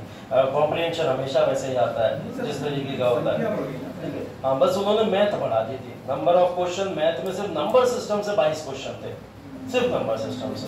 एनालिसिस करते ही नहीं हो तुम लोग पेपर की, अब एनालिसिस करी हो तो तुम्हें पता होता, नंबर सिस्टम से सीसेट में सिर्फ 22 क्वेश्चन अकेले उससे थे। अगर तुम्हें नंबर सिस्टम भी आता होता एक चैप्टर पूरे मैथ में, तो उसी चैप्टर से तुम लोग पास हो जाते। और ऐसा पहली बार नहीं हुआ, नंबर सिस्टम से हमेशा एवरेज 15-16 क्वेश्चन देता ही है, हमेशा देता है 10, 15, 15, 16 ऐसे। पहले बहुत कम देता था क्योंकि मैथ वाले स्टूडेंट से वो थोड़ा नफरत ज्यादा करते थे कि यही आ जाते हैं पकड़ पकड़ के, इन्हीं को भरा जा रहा है, इंजीनियर चले आ रहे हैं बार बार, है ना। तो उन्हें इस चीज से थोड़ा सा था, अब उन्हें समझ आ गया कि यही लोग बने हैं इस सेवा के लिए तो बोले चलो ठीक है, दो फिर एग्जाम, ठीक है। इसका मतलब ये नहीं मैं इंजीनियर हूँ तो ऐसा बोल रहा हूँ, नहीं ऐसा नहीं है। मतलब मैथ वाले या टेक्निकल वालों को वो प्रेफरेंस इसलिए दे रहे हैं या ज्यादा इसलिए कोशिश कर रहे हैं क्योंकि वो टेक्निकल चीजों को आगे सर्विस में यूज कर लेते हैं, बहुत जगह यूज होती हैं ये सब चीजें, प्रैक्टिकल तौर पे भी यूज होती हैं, तो इसलिए वो लोग यूज करते हैं। तो ऐसा नहीं है कि आर्ट्स वाले या जो भी कॉमर्स वाले स्टूडेंट्स हैं उनका इसके अंदर योगदान नहीं है, बहुत योगदान है। और मेरे ख्याल से सबसे ज्यादा डिजर्व भी आर्ट्स वाले ही करते हैं इस फील्ड में जाने के लिए, क्योंकि उन्होंने अपना बैकग्राउंड शुरू से अंत तक वही बनाया हुआ है, और वो उस बैकग्राउंड के बेसिस पे अगर कार्य सही से कर ले जाए, सही दिशा में कर ले, तो फिर उनको नहीं हो सकता। टेक्निकल वाला बंदा, मेडिकल वाला बंदा आपको टॉप मारा जा रहा है एग्जाम के अंदर, जिसकी फील्ड भी नहीं थी वो, उसने तो टेक्निकल चीजें पढ़ी हैं, उसने मैकेनिक्स पढ़ी है, थर्मोडायनेमिक्स पढ़ी है, ये सब चीजें पढ़ के आके वो हिस्ट्री में टॉप मार रहे हैं। कारण है, मुझे भी पता है कारण बहुत सारे, सबको पता है यहाँ पे कारण क्या है। उनकी कहीं ना कहीं सोचने की क्षमता, और वो कहीं ना कहीं जिस कॉलेजेस में पढ़ते हैं उसमें पर्सनैलिटी डेवलपमेंट का जो कोर्स कराया जाता है उससे वो बहुत इनहेंस हो जाते हैं। और उनको वन नाइट स्टडी का जो तरीका दिया गया है ना, वो तरीका शायद भारत में और किसी के पास नहीं है जो इंजीनियर्स के पास में है। उनको पता ये होता है कि एक रात है मेरे पास में और सुबह मेरा पेपर है, वो नहीं पढ़ते, पूरे सेमेस्टर नहीं पढ़ता। इंजीनियर का एक क्वालिटी है, मैं खुद बता रहा हूँ, हम लोग पढ़ते ही नहीं थे, पूरा सेमेस्टर गुजर गया, नहीं पढ़ते थे। जैसे ही एग्जाम आया, एग्जाम की रात में बैठते थे और सुबह में 4-5 बजे तक रेगुलर पढ़ा करते थे, और एग्जाम दे के आ रहे हैं 80-90 नंबर आ जाते थे 100 में से। तो हम लोग इतना प्रेशर झेले हुए, अब ये प्रेशर आपको यूपीएससी में झेलने को हर दिन मिलता है। अब वो लोग तैयार हैं, बोले लाओ कितना प्रेशर लाओ। वो 48 सब्जेक्ट पढ़ते हैं, ठीक है, यहाँ तो 6 सब्जेक्ट है, और उसके बाद में कितने प्रैक्टिकल थ्योरीज को खत्म करते हैं। तो वो उनको कहीं ना कहीं मेंटली इस बात के लिए प्रिपेयर कर दिया गया कि आपको ऐसे एग्जाम देने, तो उनके लिए इसलिए आसान हो जा रहा है। अब ऐसा ये नहीं है कि आप इससे पीछे रह सकते हो या कोई भी आर्ट साइड कॉमर्स साइड पीछे रह सकता है, वो लोग भी लगभग उन्हीं के बराबर है। इवन मैं तो समझता हूँ उनसे आगे, और बहुत आगे, क्योंकि उनको पता है इतिहास के अंदर 1857 का विद्रोह क्या होता है। उन्हें पता है कि उन्होंने अकबर का नाम कभी सुना है, अकबर बादशाह कौन था, क्या करता था, कम से कम कुछ नहीं पता तो अप्रोक्स इरा तो पता होता था, है ना। ये सब चीजें तो थी। हमने 9th क्लास में हिस्ट्री पढ़ी थी सोशल स्टडीज में, जब लॉइंस में पढ़ा करते थे, ठीक है, तुम लोग को सब बताए थे अपने बारे में। जब लॉइंस में पढ़ा करते थे तो लॉइंस के अंदर 9th क्लास में जब हिस्ट्री पढ़ते थे 9th-10th क्लास में, तो यकीन मानिए उस समय जितने भी नाम सुने थे वो 11वीं-12वीं तक भूल चुके, कुछ भी याद नहीं था, कुछ भी नहीं, क्योंकि हमारी मैम हमको खड़ा करती नहीं, खड़े हो जाओ पढ़ो। हम पढ़ते थे, पढ़ने के बाद में कहते बैठ जाओ, और वो क्लास से चली जाती। यही होता था पूरे क्लास में 2 साल यही हुआ हमारे साथ में। और जब एग्जाम आता था हम लोग भी फिर रट्टा मारते थे, और रट्टा मार के लिख के चले आते थे। तो 2 साल यही हुआ, और 2 साल हमने इसीलिए सोशल स्टडीज पे ध्यान नहीं दिया, ना पढ़ा। अगर उसको तब से इंटरेस्ट लेके बच्चों ने पढ़ा होता, और आज के समय में पढ़ रहे हैं, ICSE बोर्ड बहुत एडवांस हो गया आज के समय में, और CBSE भी हो चुका है, CRT पढ़ा देता है वो तो पूरी। तो जो लोग बेसिक से अपनी तैयारी कर रहे हैं, अभी मैं 9th क्लास के एक बच्चे से मिला था, उसने मुझसे बोला और मैं सुन के चौंक गया कि सर मैं UPSC की प्रिपरेशन कर रहा हूँ। 9th क्लास का बच्चा, 9th क्लास के बच्चे को अभी कितना समय है यूपीएससी देने के लिए, सोचिए जरा। और वो मुझसे कह रहा है कि सर मैं यूपीएससी की प्रिपरेशन, मैंने कहा किसने बताया तुम्हें यूपीएससी के बारे में? तो उसने बोला पापा ने बोला यूपीएससी करना। मैंने कहा तुम्हारा मन है यूपीएससी करने का? नहीं करना? बोले हाँ मेरा भी सर बहुत मन है। तो मैंने उससे 2-4 क्वेश्चन पूछे, ठीक है, और वो 2-4 क्वेश्चंस के आंसर इतने बेहतरीन दिए हैं उसने, शायद उसकी एनसीईआरटीज़ के बेसिस पे उसने पढ़ा होगा, उस बेसिस पे उसने आंसर दिए होंगे। मैंने उससे पूछा था ancient history, medieval history, modern history का डिवीजन कैसे करते हैं, ठीक है। अब कोई भी बेसिक बच्चा बताएगा इरा के बेसिस पे 712 ईस्वी से बदल जाता है, होता है। वो मुझसे कह रहा सर जब मध्यकालीन भारत शुरू हुआ था तो वहाँ पे सामंतवाद की प्रणाली शुरू हो गई थी, इस वजह से मध्यकालीन भारत का डिवीजन यहाँ पे आता है। और जब आधुनिक भारत का बंटवारा हुआ तो वहाँ से औद्योगिकरण की नीति शुरू हो गई थी, तब मॉडर्न हिस्ट्री बटा, ठीक। और 90% यहाँ बच्चों के दिमाग में आंसर आया ही नहीं होगा, सोचो। और वो 9th क्लास का बच्चा इस आंसर को दे रहा है। तो अगर ऐसे आंसर देने के लिए वो 9th क्लास से प्रिपेयर हो रहा है, तो आप सोचो वो ग्रेजुएशन करने के बाद क्या करेगा? बस बीच में भटके ना, है ना। तो अगर नहीं भटकेगा तो फिर वो आराम से उस एग्जाम को निकाल ले जाएगा, है ना। बस वो प्रॉब्लम होती है भटकाव, जो कहीं ना कहीं डिसिप्लिन नहीं हो पाता है, बस एक प्रॉब्लम। अदरवाइज सोचो आज के समय में बच्चों को बचपन से पता है, छोटे से पता है कि करना क्या है। हमें बीटेक के बाद पता चला कि अच्छा सिविल सेवा भी तो होती है, चलो वो कर लेते हैं, ठीक है। और वो शायद एक बहाना था, यहाँ जॉब नहीं मिल रही तो वहीं कर लो चल के, ठीक है। तो एक बहाना था। इंजीनियर्स की बहुत बुरी दशा है। अब हमको तो ठीक ठाक मिल भी गई थी, है ना, लेकिन सच में नहीं मिल रही थी जॉब, बहुत बुरी हालत में थे लोग, नहीं मिल रही थी। तो लोगों ने, हम सब ने यही सोचा चलो सिविल सेवा करते हैं। पूरी क्लास में मैं ही था एक जो सिविल सेवा करने गया, बाकी सब बीटीसी करने चले गए थे, ठीक है। बीटेक के बाद बीटीसी, ठीक है। और बीटेक के बाद बीटीसी करके मैंने 8-10 बच्चों के सरकारी टीचर भी लग गए, नौकरी भी हो गई उनकी। हाँ हो गए, वो सेलेक्ट हो गए, मैं बताता रहा हूँ। जितने लोग समय बीटीसी के लिए वो सेलेक्ट हो गए सरकारी नौकरी में, है ना। और उस समय था, आज के समय में मत सोच लेना है कि आज बीटीसी करेंगे तो सिलेक्शन हो जाएगा, नहीं होता, अब नहीं होगा, वो समय एक अलग था। तो ये बता रहा हूँ मैं कि लोग आज के समय में इतने ज्यादा अवेयर हैं बचपने से, और हम लोग अभी भी सोच रहे हैं कि क्या इतिहास के अंदर अभी सिलेबस आगे पढ़ें ना पढ़ें, घर जाके उसका रिवीजन करें ना करें। और अगर नहीं कर रहे एक आध दिन क्लास तो क्या फर्क पड़ रहा है ना, अगला कभी देखेंगे। हमारा तो पहले का पढ़ा हुआ है, बहुत कुछ पढ़ लिया हमने, तो क्या करना, तो पढ़ा के वो सब जो दिमाग में बैठाए हुए ना। और हाँ, एक ग्रुप ऐसा भी है क्लास में जिसके बारे में कल जिक्र कर रहा था मैं, वो सोचता है सुबह से शाम तक एसी की लाइब्रेरी में बैठ के पढ़ाई ज्यादा अच्छी हो जाएगी, जो यहाँ नहीं हो सकती, है ना। तो एक ग्रुप ऐसा भी है, तो वो ग्रुप अभी सोच तो रहा है कि मेरी शायद अच्छी पढ़ाई हो जा रही होगी, लेकिन मैंने तुम्हें कल संघर्ष बताया है, पढ़ाई बहुत अच्छी कर ले जाओगे, वहां चली गई लाइट और पसीना बह रहा है ना। उसके बाद में याद आएगा कि इससे अच्छा क्लास में 3 घंटे बैठ के रिवीजन कर लिया होता तो शायद इस परिस्थिति से हम निपट लेते। क्योंकि आईएएस के एग्जाम पढ़ाई का नहीं है, 30% पढ़ाई है, बाकी आपकी थिंकिंग डेवलप करना है सारी की सारी, है ना। लेकिन 30% तो पढ़ाई है, वो तो पढ़ लो, बातें सुन लो। 1866 धारावाही नॉलेजी, उसके बाद पूना सार्वजनिक सभा, नोट कर लिया होगा इतनी देर में तुम लोग, जितना जितना दिखाओगे उतना नोट कर लिया। बातें सुनते ही कहाँ तुम लोग। इंडियन लीग 1875 सुशील कुमार घोष, उसके बाद Indian association of Calcutta 1876 Surendranath Banerjee, Anand Mohan Bose. फिर अखिल भारतीय सम्मेलन, इंडियन नेशनल काउंसिल भी बोलते हैं जिसको, ठीक है, Indian national council Akhil Bharatiya सम्मेलन 1883।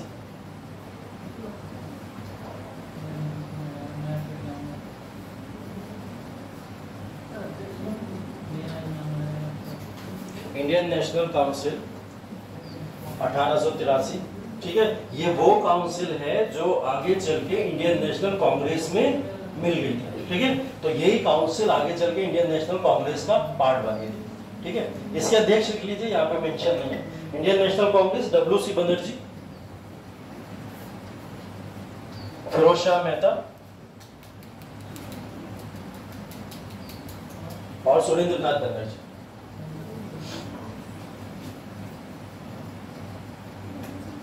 व्योमेश चंद्र बनर्जी अलग हैं, जिनको WC बनर्जी बोला जा रहा है, और सुरेंद्र नाथ बनर्जी ये अलग हैं, ठीक है, दोनों अलग अलग हैं। इसके बाद मद्रास महाजन सभा 1884, मद्रास महाजन सभा 1884। वीर राघवाचार्य और सुब्रमण्यम अय्यर। सुब्रमण्यम अय्यर का नाम पहले भी सुना है? हाँ, द हिंदू के फाउंडिंग मेंबर, हाँ फाउंडर ही है, ठीक है, सुब्रमण्यम भाई, वेरी गुड। हाँ कौन सा था? खुद गड्ढा खोल लेते हो, मैंने पूछा। अब बताओ कौन सा था? है स्वदेश का, गुड।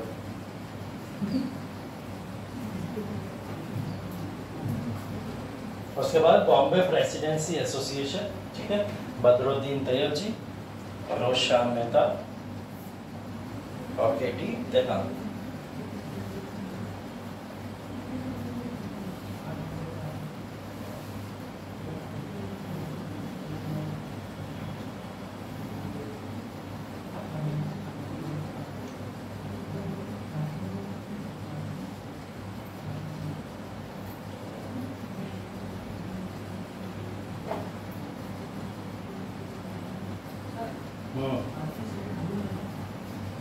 जूम कर।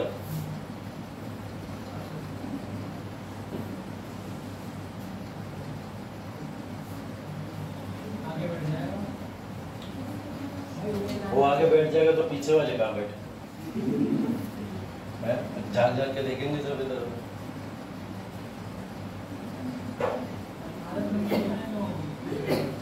ठीक है, तो ये कांग्रेस से पहले के जितने ऑर्गेनाइजेशंस थे या जो भी दल थे फॉर्म हुए थे, उनकी एक डिटेल्स थी, ठीक है। और ये सब मैं बता भी चुका हूँ आपको। कांग्रेस से पहले जो अभियान चल रहे थे, अभियान का मतलब कह सकते हो आप कि कांग्रेस से पहले जो समस्याएं आ रही थी लोगों के सामने, ठीक है, तो जो भी समस्याएं लोगों ने इस समय फेस करी उन सबके बारे में यहाँ पे मेंशन है, ठीक है। तो इसको आप लोग अपने बेसिस पे समझ सकते हो, इसको पढ़ाने की बहुत जरूरत नहीं है, इस सब के अंदर वो सब बातें लिखी हैं। निष्कर्ष देखो बहुत अच्छी चीज है, आप लोग को सीखना चाहिए निष्कर्ष लिखे कैसे जाते हैं, और ये उसका एक एग्जाम्पल है। जब भी आप अपने आंसर लिखते हो, उन आंसर्स के अंदर निष्कर्ष लिखना सीखो। जब हम लोग भारतीय राष्ट्रीय आंदोलन की बात कर रहे हैं या भारत में राष्ट्रवाद के उदय की बात कर रहे हैं, तो उसका निष्कर्ष कैसा हो सकता है, इसको पढ़ो, ठीक। इस अवधि के दौरान उभरे एकता, आत्मनिर्णय और संपूर्णता के आदर्श भारत की राष्ट्रीय चेतना में गूंजते रहे और एक जीवंत और विविध राष्ट्र के रूप में इसकी पहचान को आकार देते हैं। इस नवजात राष्ट्रवाद ने औपनिवेशिक उत्पीड़न के खिलाफ एक लंबे संघर्ष के लिए मंच तैयार किया, जो अंततः 1947 में भारत की स्वतंत्रता के रूप में परिणत हुआ। ठीक, हमेशा कंक्लूजन को ऐसा लिखो जिससे हाँ अप्रोच हमेशा जो है आंसर की आपकी कंक्लूजन की पॉजिटिव होनी चाहिए, चाहे आपसे कितनी आलोचना करने के लिए क्वेश्चन में बोल दिया गया हो, ठीक है।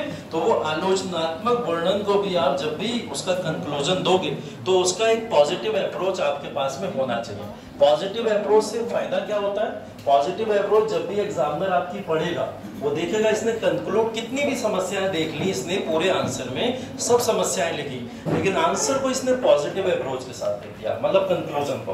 और कंक्लूजन जब भी पॉजिटिव अप्रोच के साथ लिखा जाता है, हर कंक्लूजन के ऊपर एक्स्ट्रा मार्जिन के नंबर आपको मिलते ही मिलते हैं, ठीक है। तो कंक्लूजन हमेशा पॉजिटिव अप्रोच का हो, फ्यूचरिस्टिक अप्रोच का हो। इसके अंदर देखो 85 के राष्ट्रवाद की बात हो रही, लेकिन ये 47 के फ्यूचरिस्टिक अप्रोच तक की बात कर रहा है ना। तो उसके साथ साथ में भविष्य में क्या परिवर्तन हो सकते हैं उन चीजों से, या क्या हुए होंगे, उसको भी मेंशन जरूर करो। क्वेश्चन मान लिया 1773 के रेगुलेटिंग एक्ट का है ना, लेकिन आप रेगुलेटिंग एक्ट में कमियां निकालो, उसके साथ में आप उसकी पॉजिटिव अप्रोच भी सोच लो।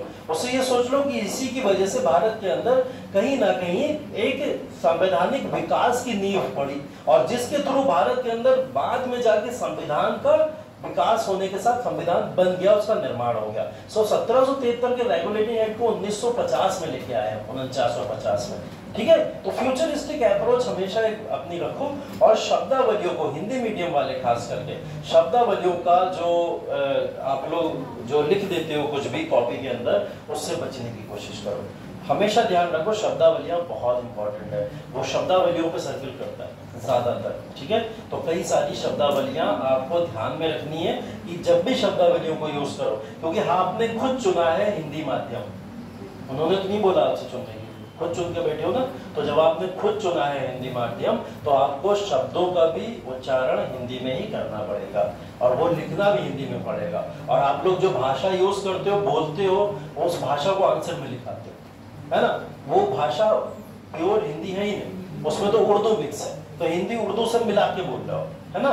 तो ये हिंदुस्तानी भाषा है एक्चुअल में जिसको आप बोलते हो, और ये भाषा पूर्ण रूप से हिंदी की है ही नहीं। तो आप इस भाषा को जब अपने आंसर पे लिखोगे जाके तो कई सारे गोले पड़ेंगे और वो कटेंगे। तो कई सारे बच्चों के आंसर्स में ये कमियां भी हैं कि वो लोग भाषा का जो चुनाव कर रहे हो वो चुनाव उस आधार पे नहीं कर रहे हो जिस आधार पे आपने मीडियम ऑफ लैंग्वेज लिया हुआ।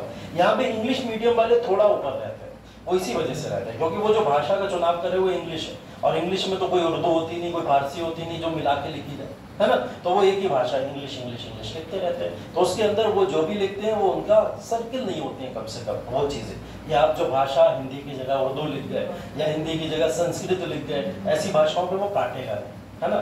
तो वहाँ पे पॉजिटिव हो जाती हैं चीज़ें, ये इस वजह से होता है। इसको नोट कर लो और ध्यान रखो आगे से कि जो भी शब्द आप लिखने जा रहे हो एक बार सोच लो क्या उससे बेहतर शब्द आपको आता है उसी चीज का, ठीक है। अब स्वतंत्रता है तो आप इसका आजादी शब्द मत लिखो, आजादी की जगह क्या लिख दो, स्वतंत्रता लिखना आपको करो प्रिफर, है ना। तो ऐसे शब्दों को ढूंढा करो, अगर आपको एक वर्ड आता है उसका अच्छा हिंदी रूपांतरण क्या हो सकता है, ठीक है।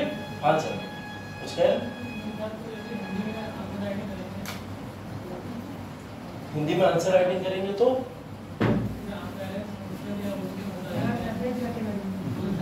देखो सेपरेशन जो है वो आप ही के ऊपर डिपेंड कर रहा है, कोई सेपरेशन अलग चीज थोड़ी है। सेपरेशन आपने जो भाषा पढ़ रहे हो, जिस भाषा का ज्ञान आप ले रहे हो, जो भाषा आप पढ़ रहे हो उसमें तो आपको बचपन से सीखते आए हो कि हिंदी उर्दू और संस्कृत में क्या डिफरेंस होता है ना। और अगर अभी भी नहीं सीखा तो इसको सीख लो। अगर आपको अभी भी कंफ्यूजन हो रहा है हिंदी भाषा और उर्दू भाषा में मुझे शब्द नहीं समझ आ रहे, तो आप क्या करो, सीख लो, एक हरदेव बहारी की किताब ले लो और उसके अंदर पूरी ग्रामर हिंदी की लिखी हुई है ना। उस ग्रामर को जाके पढ़ लो वहां से, और उस ग्रामर को पढ़ के फिर बाद में सीख के और अलग अलग उच्चारण करना सीख जाओगे आप, शब्दावली को अच्छा यूज करना सीख जाओगे। तो जिसकी जितनी स्ट्रॉन्ग शब्दावलियां होती हैं वो लोग उतना ज्यादा उसमें कहीं ना कहीं प्रो हो जाते हैं, ठीक है। मेरा खुद माध्यम अंग्रेजी रहा है शुरू से, हमेशा से रहा है, लेकिन बच्चों को पढ़ाना हिंदी में पढ़ता है, ज्यादातर हिंदी भी होते हैं, इंग्लिश भी होते हैं, हर तरीके के होते हैं। अब इंग्लिश वाला तो इंग्लिश में लेक्चर डिलीवर हो जाता है, कोई दिक्कत नहीं है। जब हिंदी में करना पड़ता है तो फिर बहुत कुछ शब्दावलियों को सोचना पड़ता है ना। तो खुद मैंने 4-5 साल पहले ये किताब पढ़ी हुई है इसके लिए कि आपकी हिंदी रूपांतरण को किस तरीके से आप तक पहुंचाया जाए, है ना। तो उसके लिए पढ़ना पड़ता है ना। जब मैं पढ़ाने के लिए पढ़ सकता हूँ तो आप सिलेक्शन के लिए नहीं पढ़ सकते, बिल्कुल पढ़ना पड़ेगा। और फिर एक सब्जेक्ट के तौर पर हिंदी भी तो आपको लिखना है ना, तो हिंदी में तो लिखना पड़ेगा मेंस में, उससे कैसे बचोगे। अभी तक लिखिए रहे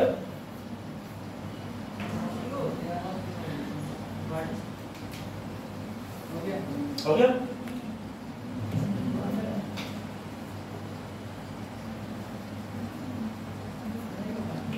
3 तरीके के लोग हैं क्लास में। एक जो तुरंत आते ही फोटो खींच लेते, आया सामने तुरंत खींच लिया फोटो, और वो फोटो पड़े रह जाएंगे कौन से खंडरों में पता नहीं चलेगा, ठीक है, डिलीट हो जाएंगे, पड़े रह जाएंगे, नहीं पता। दूसरे टाइप के लोग हैं नागिन टाइप, जिन्होंने देखा आंखों में फोटो खींच लिया, उन्हें मेमोराइज हो गया, अरे ठीक है ये लिखा हुआ हम तो याद ही रह जाएगा जन्मों तक, ठीक है। वो नागिन टाइप लोग हैं। तीसरे टाइप के हैं जो अपने हाथों से लिखा करते हैं, चलो ठीक है। और ये वाले लोग सफल हो जाएंगे, ठीक, वो सफल इसलिए हो जाएंगे तीसरे टाइप के लोग क्योंकि उन्होंने इसको अगर एक बार लिख लिया, अब ऐसा ही क्वेश्चन अगर कभी इन फ्यूचर आ गया तो वो इसको इसी लाइन में लिख के आएंगे, सेम लिख के आएंगे, सेम लिख के लाइन। और हाँ, जो लोग फोटो खींच के घर जाके लिख लेते हो वो भी अच्छा है, लिख जरूर, लिख जरूर। हाँ, कई कुछ लोगों को बुरा लग जाए, कल से कहें बहिष्कार करो इस मास्टर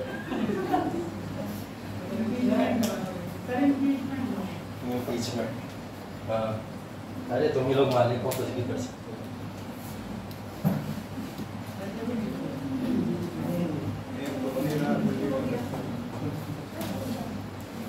यही होता है, किसी के चक्कर में किसी की बलि चढ़ती। ठीक है, चलो ठीक है, यहाँ पे ये तो हो गया। सर उसका दिमाग नहीं हो रहा क्लास में नहीं। कौन है?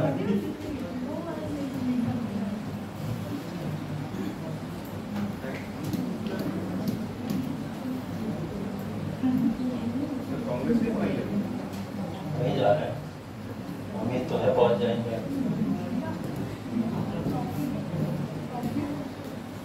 कॉफी? अरे हाँ, कॉफी देंगे। ठीक है, देखिए इसके बाद में जो भी ऑर्गेनाइजेशंस हम लोग ने पढ़े, उन ऑर्गेनाइजेशंस के बाद में अब एक सबसे बड़ा और महत्वपूर्ण ऑर्गेनाइजेशन जो सीधा सीधा आपको आज़ादी की तरफ ले जा रहा है, उस ऑर्गेनाइजेशन का नाम है इंडियन नेशनल कांग्रेस। ठीक है, समय काल किसका है वो देखना बहुत इंपॉर्टेंट है। इस समय में लॉर्ड डफरिन भारत का वायसराय है। कौन है? Lord Dufferin. लॉर्ड डफरिन और भारतीय राष्ट्रीय आंदोलनकारी, इन सबके बीच में काफी विवाद रहे हैं। विवाद का मतलब ये, लॉर्ड डफरिन कभी नहीं चाहता था कि भारतीय राष्ट्रीय कांग्रेस की स्थापना हो या ऐसे किसी पॉलिटिकल ऑर्गेनाइजेशन की स्थापना हो जिससे अंग्रेजों के ऊपर किसी भी तरीके का कोई राजनीतिक तौर पर दबाव बनाया जाए, है ना। तो लॉर्ड डफरिन 84 से लेकर 88 तक इस समय में रहा, उसी के समय में हो गई कांग्रेस की स्थापना। ठीक, कांग्रेस की स्थापना के पीछे लॉर्ड डफरिन भी एक तरीके से जिम्मेदार था। लॉर्ड डफरिन ने भी इस समय में कुछ ऐसी नीतियां अपनाई, जैसे बर्मा युद्ध आपको दिख रहा है इस समय में। बर्मा युद्ध के समय में इसने भारत की बहुत सारी बॉन्डीज उठा के दे दी। ठीक है, और उन बॉन्डीज को देने का मतलब आप तो कल को यहाँ से चले जाओगे और भारत की बॉन्डी में कटौती हो जाएगी। ये जो काला पानी की लड़ाई चलती रहती है, कश्मीर की लड़ाई चलती रहती है आज के समय में, या चाइना के साथ में डोकलाम ओकलाम वाला इशू चलता रहता, ये सब अंग्रेजों ने पैदा किया भारत के अंदर, क्योंकि ये कुछ ना कुछ ऐसे डिस्प्यूट्स वॉर में लड़ते थे और डिस्प्यूट छोड़ के चले जाते थे, जिससे आगे चल के भारत को नुकसान हो। ठीक है, तो ये सारी की सारी चीजें इन्होंने यहाँ पे प्रॉब्लम के तौर पर क्रिएट की। जैसे कश्मीर को गुलाब सिंह डोगरा को बेच दिए थे। ठीक है, और जब कश्मीर को बेचा गया तो कश्मीर को बेचने के बाद में वहां कश्मीर का डिस्प्यूट क्रिएट हो गया और वो आज तक देखो चलता चला आया। तो अंग्रेज भारत के अंदर ये सारे डिस्प्यूट्स पैदा किए, तो ये डिस्प्यूट इस समय भी पैदा कर रहे थे। तो इस समय में भारतीय राष्ट्रीय कांग्रेस, जिसकी बहुत पहले ही एक कहीं ना कहीं लोगों ने दिमाग में सोच के रखा था ऐसे ऑर्गेनाइजेशन को बनाना है, इस ऑर्गेनाइजेशन को बनाने के लिए एक पूरी रणनीति तैयार हो गई। ठीक है, अब इस रणनीति के अंदर जुड़े हुए लोग कौन कौन थे, उन लोगों की बात कर लेते हैं। पहले तो हम बात करेंगे बाहरी लोगों की, कि जो लोग इसके अंदर आके जुड़े। ठीक है, उसमें एक नाम है एओ ह्यूम का। ठीक, एओ ह्यूम जो है वो आईसीएस या इंडियन सिविल सेवाओं से रिटायर्ड एक अधिकारी। ठीक है, ये रिटायरमेंट ले चुके थे। ठीक है, रिटायरमेंट हो चुका था उनका और रिटायर्ड एक अधिकारी हैं, लेकिन इनके मन में एक भावना ये थी कि भारतीय लोगों के उनके अधिकार नहीं दिए जा रहे, क्योंकि ये ग्राउंड में कम से कम 25 से 30 साल वर्क कर चुके हैं। और 25 से 30 साल अगर कल को आप अधिकारी बन के किसी ग्राउंड पे काम कर लोगे तो क्या आप वहां की समस्याएं नहीं समझ जाओगे?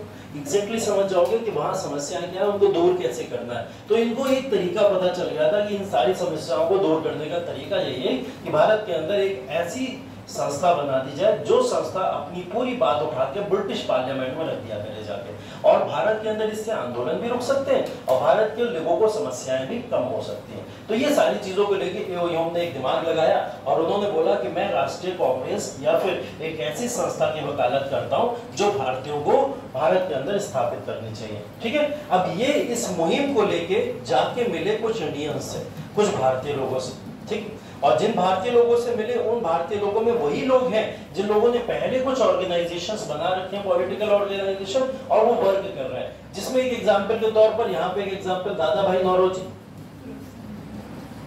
ठीक है, दादा भाई नौरोजी जानते हैं आप लोग कि बेसिकली जो है ये किस लिए जाने जाते हैं, भारत में राजनीतिक संस्थाओं को संचालित करने के लिए। भारत या विदेशों में भी जाने जाते हैं, इन्होंने राजनीतिक संस्थाएं चला रखी है। इनसे मिले जाके, इनके पास जाके सुरेंद्रनाथ बनर्जी एक एग्जाम्पल है इसका। सुरेंद्रनाथ बनर्जी भी एक पॉलिटिकल संस्था चला रहे थे, उनसे भी इनका जाके उनको भी बुलाया, इन्वाइट किया। उसके बाद में यहाँ पे आप देखोगे कि बदरुद्दीन तैयब जी एक नाम है। ठीक, बदरुद्दीन तैयब जी, वो आगे चल के आपको कांग्रेस के अध्यक्ष भी दिखेंगे।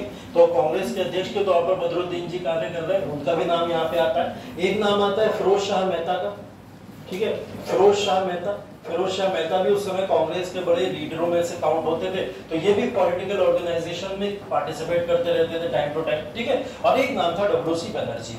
ठीक है, तो ये सारे वो लोग हैं जिनको एओ ह्यूम ने बुलाया, इनवाइट किया, और इनवाइट करने के बाद में बोला कि एक ऐसी संस्था का स्थापना करो जिस संस्था की डिमांड, लोगों की डिमांड ब्रिटिशर्स तक डायरेक्टली पहुंचा दी जाए उसके थ्रू। ठीक है, तो एओ ह्यूम के इस राय को भारतीयों ने पसंद किया और उन्हें लगा कि एओयू हमारे फेवर में काम कर रहे हैं और हमको कहीं ना कहीं फायदा पहुंचाने की कोशिश कर रहे हैं। यहाँ पे डफरिन ने एओयू का विरोध किया कि आपको ऐसा नहीं करना चाहिए, भारतीयों को आप दंगलाने की कोशिश कर रहे हो या भड़काने की कोशिश कर रहे हो। डफरिन ने एओयू का विरोध किया। एओयू ने बोला कि ये किसी की भी पर्सनल राइट है, पर्सनल अधिकार है, वो अगर कोई पॉलिटिकल ऑर्गेनाइजेशन चलाना चाहता है जिसके अंदर हिंसात्मक कार्यवाही ना हो तो आप उसको मना नहीं कर सकते कि आप ऑर्गेनाइजेशन ना चलाओ। और इसकी एक कांग्रेस की क्वालिटी यही थी कि कांग्रेस ने जिस दिन से स्थापित हुआ उस दिन से हमेशा एक बात के ऊपर फोकस किया, अहिंसा, ठीक है। और अहिंसा के सिद्धांत को ये लोग हमेशा लेके चला करते थे और वो तरीका ही था उस समय कि अंग्रेजों के खिलाफ अगर हिंसा को आपने अपनाया तो क्या होगा, कहीं ना कहीं अंग्रेज उसको किसी ना किसी तरीके से दबा देंगे और दबा के वो पूरी तरीके से समाप्त कर दिया जाएगा। 1857 का विद्रोह सबसे बड़ा एग्जाम्पल है उसका, हिंसात्मक विद्रोह है और उसको अंग्रेजों ने आसानी से दबा दिया, ठीक है। क्योंकि हिंसा करने के लिए आपके पास में ज्यादा पावरफुल हथियार होने चाहिए, ज्यादा पावरफुल जनता होनी चाहिए और ज्यादा पावरफुल अधिकारी होने चाहिए। इन तीनों में से भारतीयों में कुछ भी नहीं था, तो भारत के पास एक ही सबसे बड़ा हथियार था, वो है हिंसा, ठीक है। तो बोले हिंसा को अपना मान लेते लॉजिक। तो एओयू ने जब इन सारे नेताओं को बुलाया, नेताओं को बुला के जब एक संगठन तैयार हुआ, तो संगठन ने ये तैयार हुआ करके कि चलो भारतीय लोग यहाँ पे एक ऑर्गेनाइजेशन तैयार करते हैं जो ऑर्गेनाइजेशन बॉम्बे के अंदर अपनी सदस्यता को शुरू करेगा और बॉम्बे से लेके हर साल इसकी एक ना एक मीटिंग हुआ करेगी, हर साल उसकी एक मीटिंग हुआ करेगी और उस हर साल की मीटिंग में जितनी भी प्रॉब्लम पूरे साल रही होंगी उन प्रॉब्लम को डिस्कस किया जाएगा।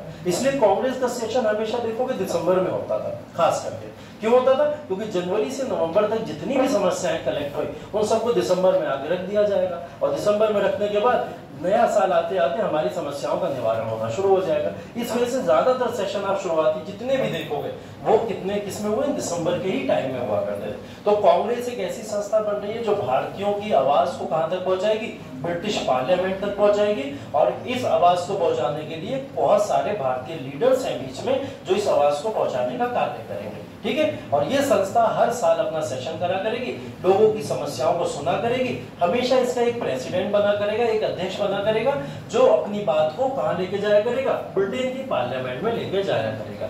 ये सब बातें तय हो गई, एओयू ने इसके लिए तय कर लिया और भारत में राष्ट्रीय आंदोलन की शुरुआत यहीं से शुरू हो गई जब भारतीय राष्ट्रीय कांग्रेस की स्थापना हुई। भारतीय राष्ट्रीय कांग्रेस की स्थापना जैसे ही हुई उसके अंदर एक बड़ा परिवर्तन आया। वो बड़ा परिवर्तन ये था कि ये नाम लिख लेना, मैंने पीछे भी लिख दिए, कुछ मिस हो गया हो तो यहाँ से लिख लेना, ठीक है। तो भारतीय राष्ट्रीय कांग्रेस के निर्माण में इन नेताओं के सहयोग के अलावा कुछ और लोगों का भी सहयोग था। जैसे टोटल मिला के 72 डेलीगेट्स, कितने, 72 डेलीगेट्स, मतलब मेंबर्स, डेलीगेट्स का मतलब मेंबर्स या फिर सदस्य कह लो आप इनको, ठीक। ये लोग वो थे जो पार्टिसिपेट किए थे कांग्रेस के प्रथम सेशन के अंदर। कितने, 72 डेलीगेट्स, टोटल 72 डेलीगेट्स कांग्रेस के प्रथम सेशन के अंदर पार्टिसिपेट किए जिस दिन कांग्रेस की स्थापना थी। कांग्रेस की स्थापना 1885 में हुई थी और उसका पहला सेशन कहाँ पे हुआ था, बॉम्बे के अंदर हुआ था। बॉम्बे में भी कौन से स्कूल कॉलेज में हुआ था, गोकुलदास तेजपाल संस्कृत विद्यालय, ठीक है, गोकुलदास तेजपाल संस्कृत विद्यालय। अगर किसी को फैक्चुअल फॉर्म में याद रखना है तो रख सकते हो, वरना बॉम्बे भी काफी, ठीक है। तो अगर आपको ऐसे याद रखना है तो आप इसको रख सकते हो, ठीक है। तो देखिए कांग्रेस के सेशन जब भी हम शुरू कर रहे हैं तो पहला सेशन कहाँ हुआ, इंपॉर्टेंट है, बहुत इंपॉर्टेंट है।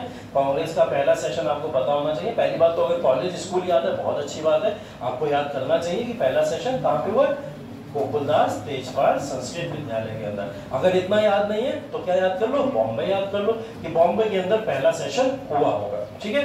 और बॉम्बे भी याद ना हो रहा हो तो सिविल सेवाएं छोड़ दो, ठीक है, कुछ और करो जाके, ठीक, बहुत काम है दुनिया भर में करने। तो ये बेसिकली 72 सदस्यों के साथ में इन्होंने अपना पहला सेशन चलाया और पहला सेशन जब स्टार्ट हुआ, आप देखिए कांग्रेस के जितने भी अधिवेशन होंगे वो 1885 से लेकर 1947 तक चलेंगे, ठीक। और 1885 से लेकर 1947 तक चलने में कितने साल हो गए, 62 साल तो यही दिखाई दे रहे हैं, मतलब 62 सेशंस तो यही है।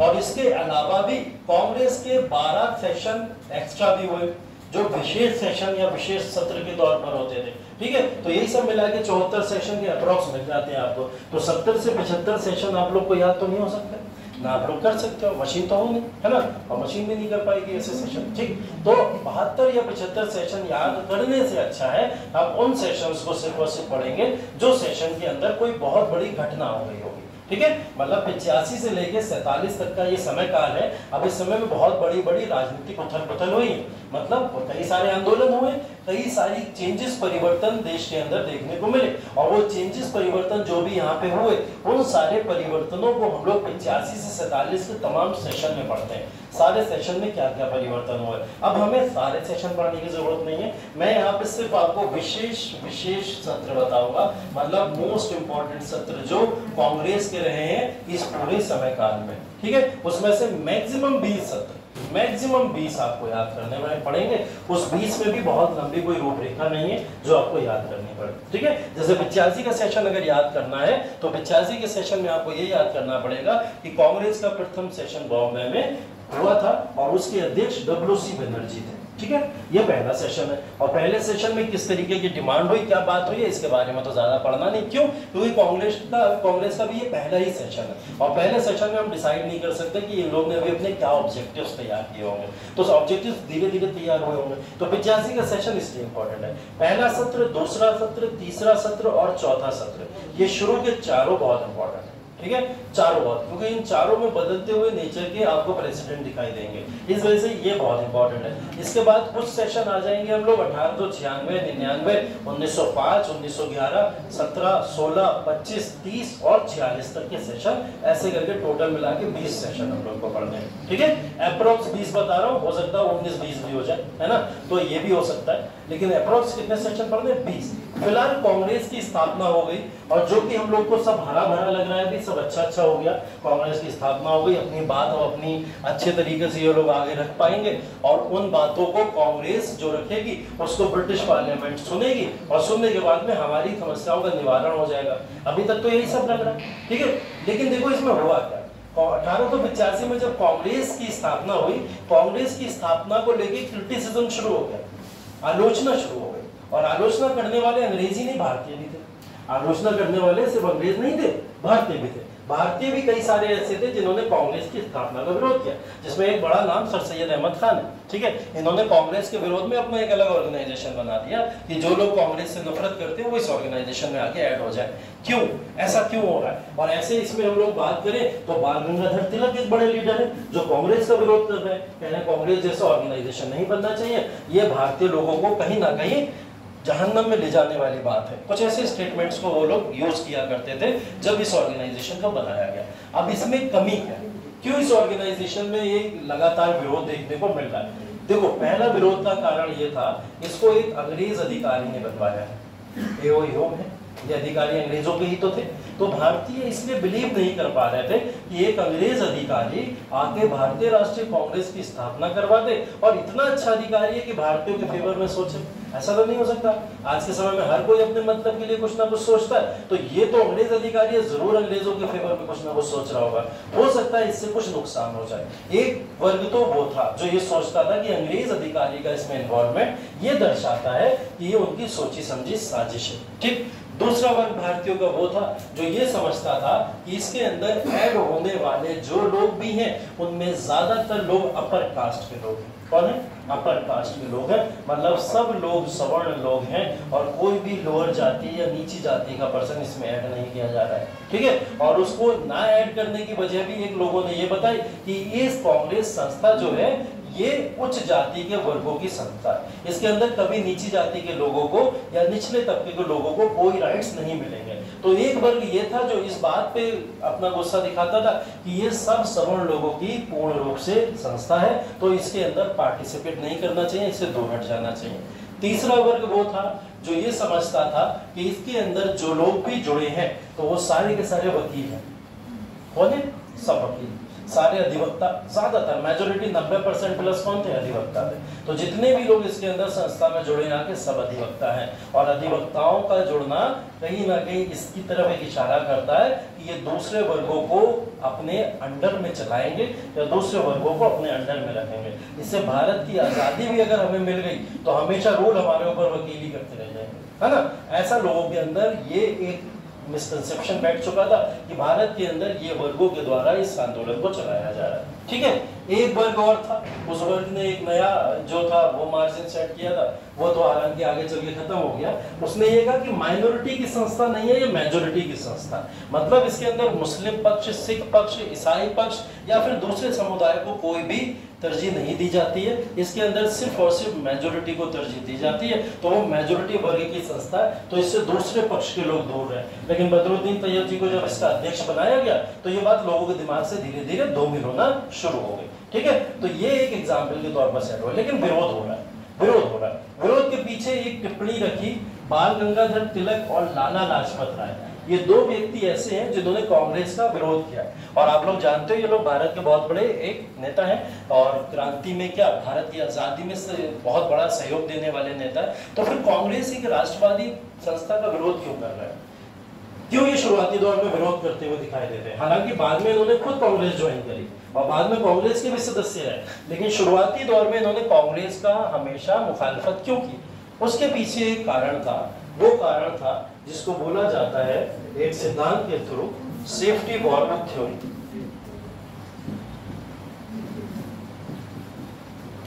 ये सिद्धांत लाला लाजपत राय के द्वारा गठित था और बाल गंगाधर तिलक ने इसका समर्थन किया था। सेफ्टी वॉल्व थ्योरी, या आप इसको कह सकते हो कि एक ऐसी थ्योरी है जिसके अंदर अंग्रेजों को बचाने के लिए, इस संस्था को बचाने के लिए, अंग्रेजों को बचाने के लिए इस संस्था का निर्माण किया जा रहा होगा। मतलब सेफ्टी किसके लिए? अंग्रेजों के लिए। ठीक, सेफ्टी किसके लिए? अंग्रेजों के लिए। और वॉल्व की तरह यहाँ काम कौन करेगा? कांग्रेस करेगी।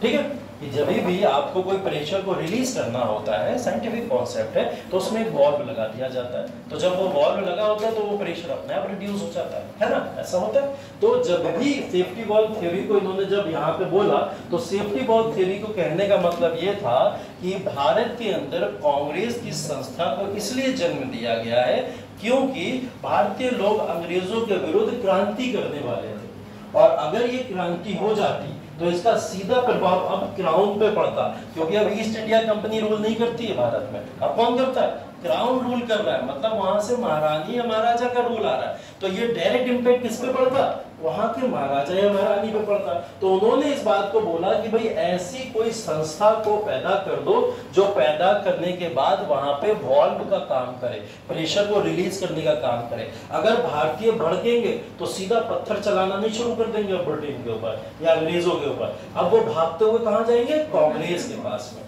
और सबसे पहले अपने दुख कहां बताएंगे? कांग्रेस को जाके बताएंगे। और कांग्रेस के सारे नेता भारतीय ही हैं। ये भारतीय लोग हमारे लिए काम करेंगे अघोषित तौर पर। ये क्या करेंगे? भारतीयों को शांत कर देंगे कि तुम लोग शांत रहो, हम ये कार्य करते हैं कि जो भी लोग यहाँ पे अंग्रेजों की मुखालफत कर सकते थे उन सबकी डिमांड को ये उठाएंगे, एक पन्ने पे लिखेंगे और उठा के किसको देंगे? ब्रिटिश वाले को देंगे। जैसे आज के समय में प्रिंसिपल कॉलेज में होता है ना, तुम लोग एप्लीकेशन लिख के भागते हुए जाते हो, है ना, तो प्रिंसिपल से नहीं मिलने दिया जाता है तो क्या होता है? बाहर कोई वार्ड और बैठा होता है, वो जाके उस एप्लीकेशन को आपको बोल देता है दे दिया, है ना। तो वो वॉल्व की तरह काम कर रहा है। वरना हो सकता है 2-4 अध्याय पीछे छुपा के लेके जा रहे हो तुम, है ना, कि प्रिंसिपल का शरीक होने में है। तो वो वहां पे इसीलिए बैठाया जाता है कि आपकी उस गुस्सा को वो अपने अंदर पूरी तरीके से ले, और वो एप्लीकेशन लेके वो माध्यम बन जाता है। तो कांग्रेस एक माध्यम थी इस बीच में अंग्रेजों और भारतीय जनता के बीच में। अब अंग्रेजों के ऊपर किसी भी तरीके का डायरेक्ट अटैक नहीं हो सकता था अगर कांग्रेस बीच में आ जाती। ठीक है, ये थ्योरी कौन दे रहा है? लाला लाजपत राय दे रहे हैं। और लाला लाजपत राय की इस थ्योरी को माना नहीं गया।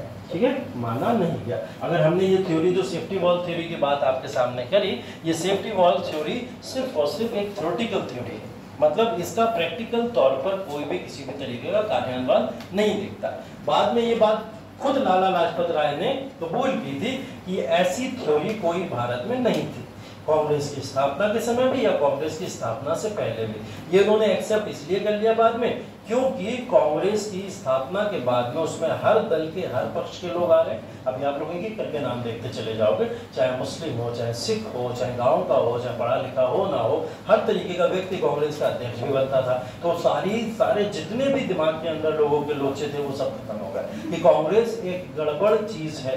ये सारी प्रॉब्लम लोगों के मन से खत्म हो गई। अब अंग्रेज उसका समर्थन करते हैं, अंग्रेजों की वजह से इस पूरी की पूरी ऑर्गेनाइजेशन को बनाया गया। तो ये बात यहाँ से पूरी तरीके से खत्म हो जाती है जब कांग्रेस अपनी डिमांड रखना शुरू करती है 1886 के बाद से कि हमें शिक्षा चाहिए और हमें इतने दिनों में शिक्षा कैसे भी चाहिए और हमें शिक्षा में सुधार चाहिए, हमें प्रेस के लिए राइट्स चाहिए, भारतीयों को आर्थिक तौर पर स्वतंत्रता चाहिए, भारतीयों के लिए राजनीतिक संगठन के तौर पर स्वतंत्रता चाहिए। ये सब भारतीयों को धीरे धीरे मिलना शुरू हो गया और जब ये मिलना शुरू हो गया तब ये बात लाला लाजपत राय या फिर तमाम और क्रांतिकारी लोगों को समझ में आई कि हाँ, कांग्रेस की जो स्थापना की गई है उस कांग्रेस की स्थापना में किसी भी तरीके का कोई भी झोल नहीं है। एकदम प्योर फॉर्म में संस्था को शुरू किया गया था और ये संस्था जो शुरू करी गई है भारतीयों को उनके राइट्स या अधिकार दिलाने के लिए ही शुरू की गई होगी। ठीक है, तो भारतीय राष्ट्रीय कांग्रेस की स्थापना एक बहुत कंट्रोवर्शियल स्थापना थी। कंट्रोवर्सी में सारे पॉजिटिव पर्सपेक्टिव तो हमने देखे और नेगेटिव पर्सपेक्टिव के तौर पे आप लोग ये एग्जांपल के तौर पे वहां मेंशन कर सकते हो। ठीक है, लिख लो एडिट कांग्रेस की स्थापना, भारतीय राष्ट्रीय कांग्रेस की स्थापना। बदरुद्दीन तैयब जी, हाँ बदरुद्दीन तैयब जी, तो दूसरे के डब्ल्यूसी बनर्जी, दादा भाई नौरोजी तो दूसरे के नौरोजी, तीसरे में बदरुद्दीन तैयब।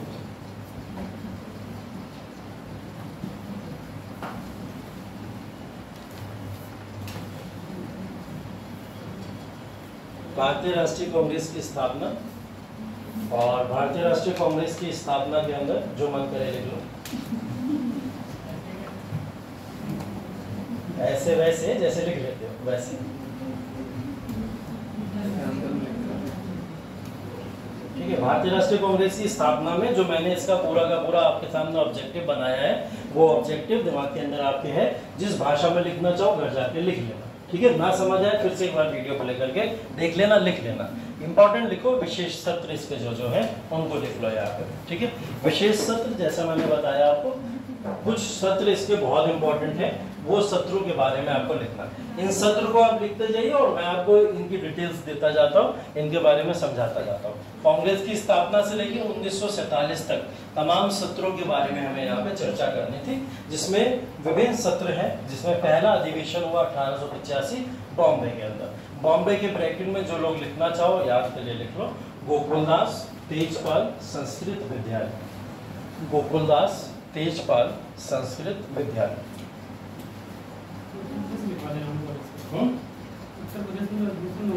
हाँ ठीक है,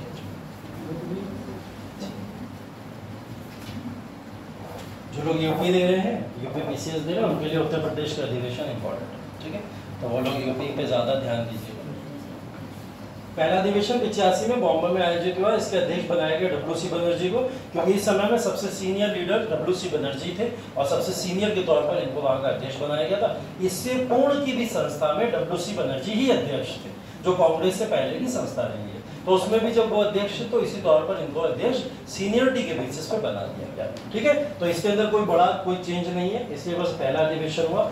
दूसरा अधिवेशन 86 में हुआ, ये कलकत्ता में हुआ था। ठीक है, ये कलकत्ता में हुआ था और इसके अध्यक्ष दादा भाई नौरोजी थे। ठीक है, देखिए बॉम्बे, कलकत्ता, मद्रास, ये चीजें इंपॉर्टेंट रही हैं, शुरू से इतिहास में देखते चले आए हो और शुरू के 3 अधिवेशन भी यहीं पे दिखाई देते हैं। ठीक है, बॉम्बे, कलकत्ता और मद्रास, ये तीनों अधिवेशन भी यहीं पे दिखाई देते हैं। ठीक है, याद कर लो ये स्ट्रेट को बीएमसी। ठीक है, मतलब ये तीनों बहुत इंपॉर्टेंट है, बॉम्बे, मद्रास और कलकत्ता, तीनों बहुत इंपॉर्टेंट है। ठीक है,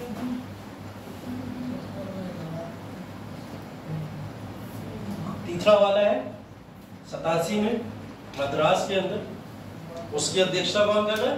बदरुद्दीन तैयब जी। बदरुद्दीन तैयब जी पहले मुस्लिम अध्यक्ष थे।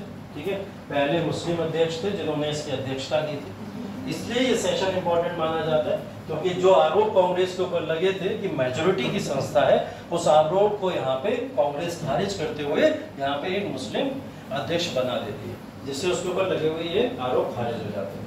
उसके बाद में चौथा सत्र 88 में जो इलाहाबाद में हुआ था, इसमें जॉर्ज यूलिप जो एक यूरोपियन है, ठीक है, यूरोपियन है, मतलब ये देखो पहले अंग्रेज अध्यक्ष भी यहाँ पे बनाए जा रहे हैं, ठीक है। उनके दिमाग में ये बात भी थी लोगों के मन में कि ये संस्था किसी एक पर्टिकुलर समुदाय, किसी पर्टिकुलर वर्ग के लिए, तो वो टेंशन भी लोगों की दूर हो जाए।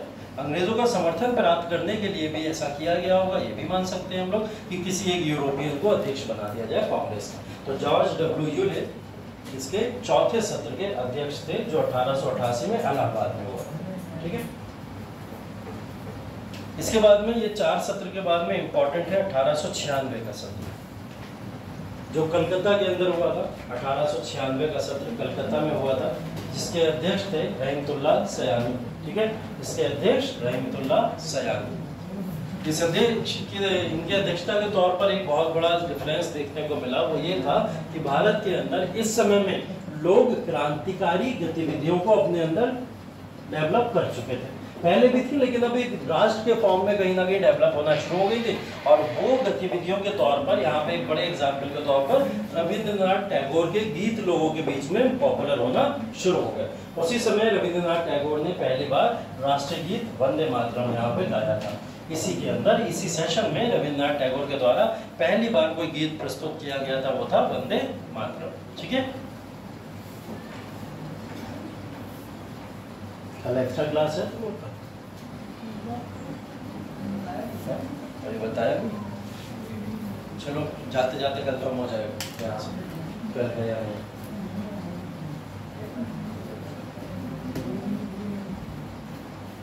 अगर कल का एक्स्ट्रा क्लास होगा तो कल हम लोग कांग्रेस से आगे का नहीं पढ़ेंगे, ठीक है। कहाँ पढ़ेंगे? क्या पढ़ा था वहाँ पे लास्ट टाइम, लास्ट संडे क्या पढ़ा था? हाँ मेडिवल थोड़ी पढ़ा था हमने। वहाँ ये पढ़ा था कि अंग्रेजों के रूल से पहले भारत की स्थिति क्या, उस पोजीशन की तो बात की थी।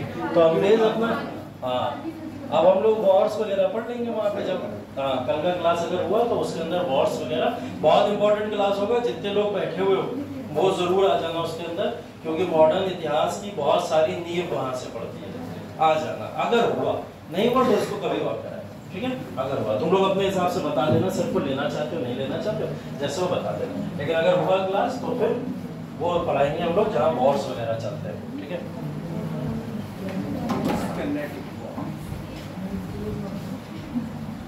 ठीक है, कलकत्ता वाला ये हो गया। उसके बाद में 1899 का लखनऊ का सेशन है, अध्यक्ष हैं इसके रमेश चंद्र दत्त, ठीक है। यहाँ पे एक निर्धारण किया गया था भू राजस्व का, ठीक है। भू राजस्व मतलब लगातार लैंड सेटलमेंट को लेके इशू चलता रहता था, ठीक है। क्या रमेश चंद्र दत्त और भू राजस्व के स्थायी निर्धारण की मांग यहाँ पे की गई है, मतलब भूमि के अंदर सुधार, ठीक है। या वो डिमांड की जा रही है कि लैंड सेटलमेंट या फिर लैंड बाउंड्री के लिए भारतीय जमींदार और भारतीय किसानों में कैसे एक परिवर्तन आना चाहिए, उस परिवर्तन की यहाँ पे बात की जा रही है, ठीक है। तो आप इसमें एग्जाम्पल के तौर पे लिख सकते हो 1901 का अधिवेशन कलकत्ता में हुआ था। इंपॉर्टेंट इसलिए ये, इसके अध्यक्ष तो लिख लीजिए आप, दिनशा वाचा है, ठीक है।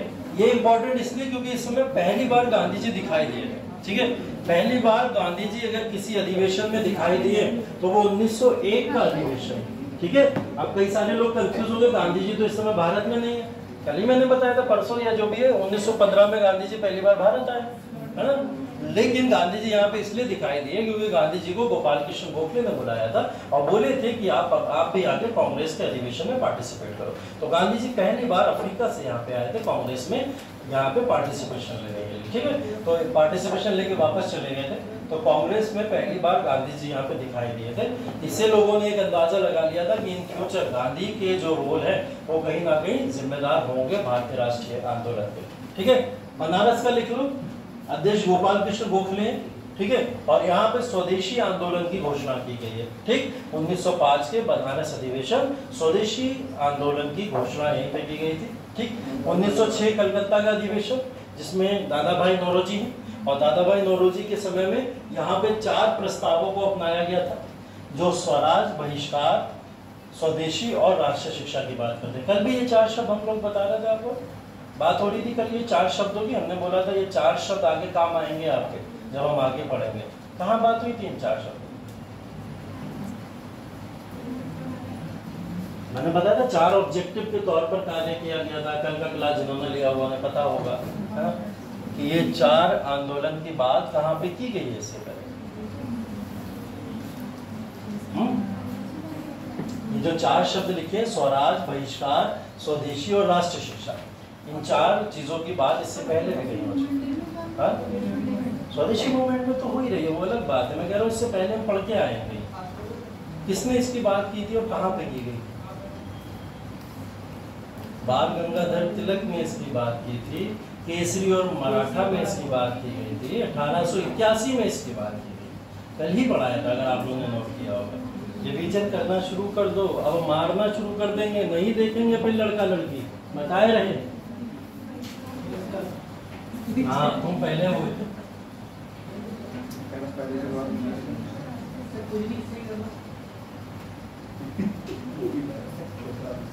ठीक है, 1907 का सूरत अधिवेशन लिख लो। रासबिहारी घोष, कांग्रेस का विभाजन हो गया, नरमपंथी गरमपंथी दल में विभाजन देखा जाता है। ठीक है, इसकी बात अब कल की क्लास में करेंगे। आज का क्लास यही। Thank you so much.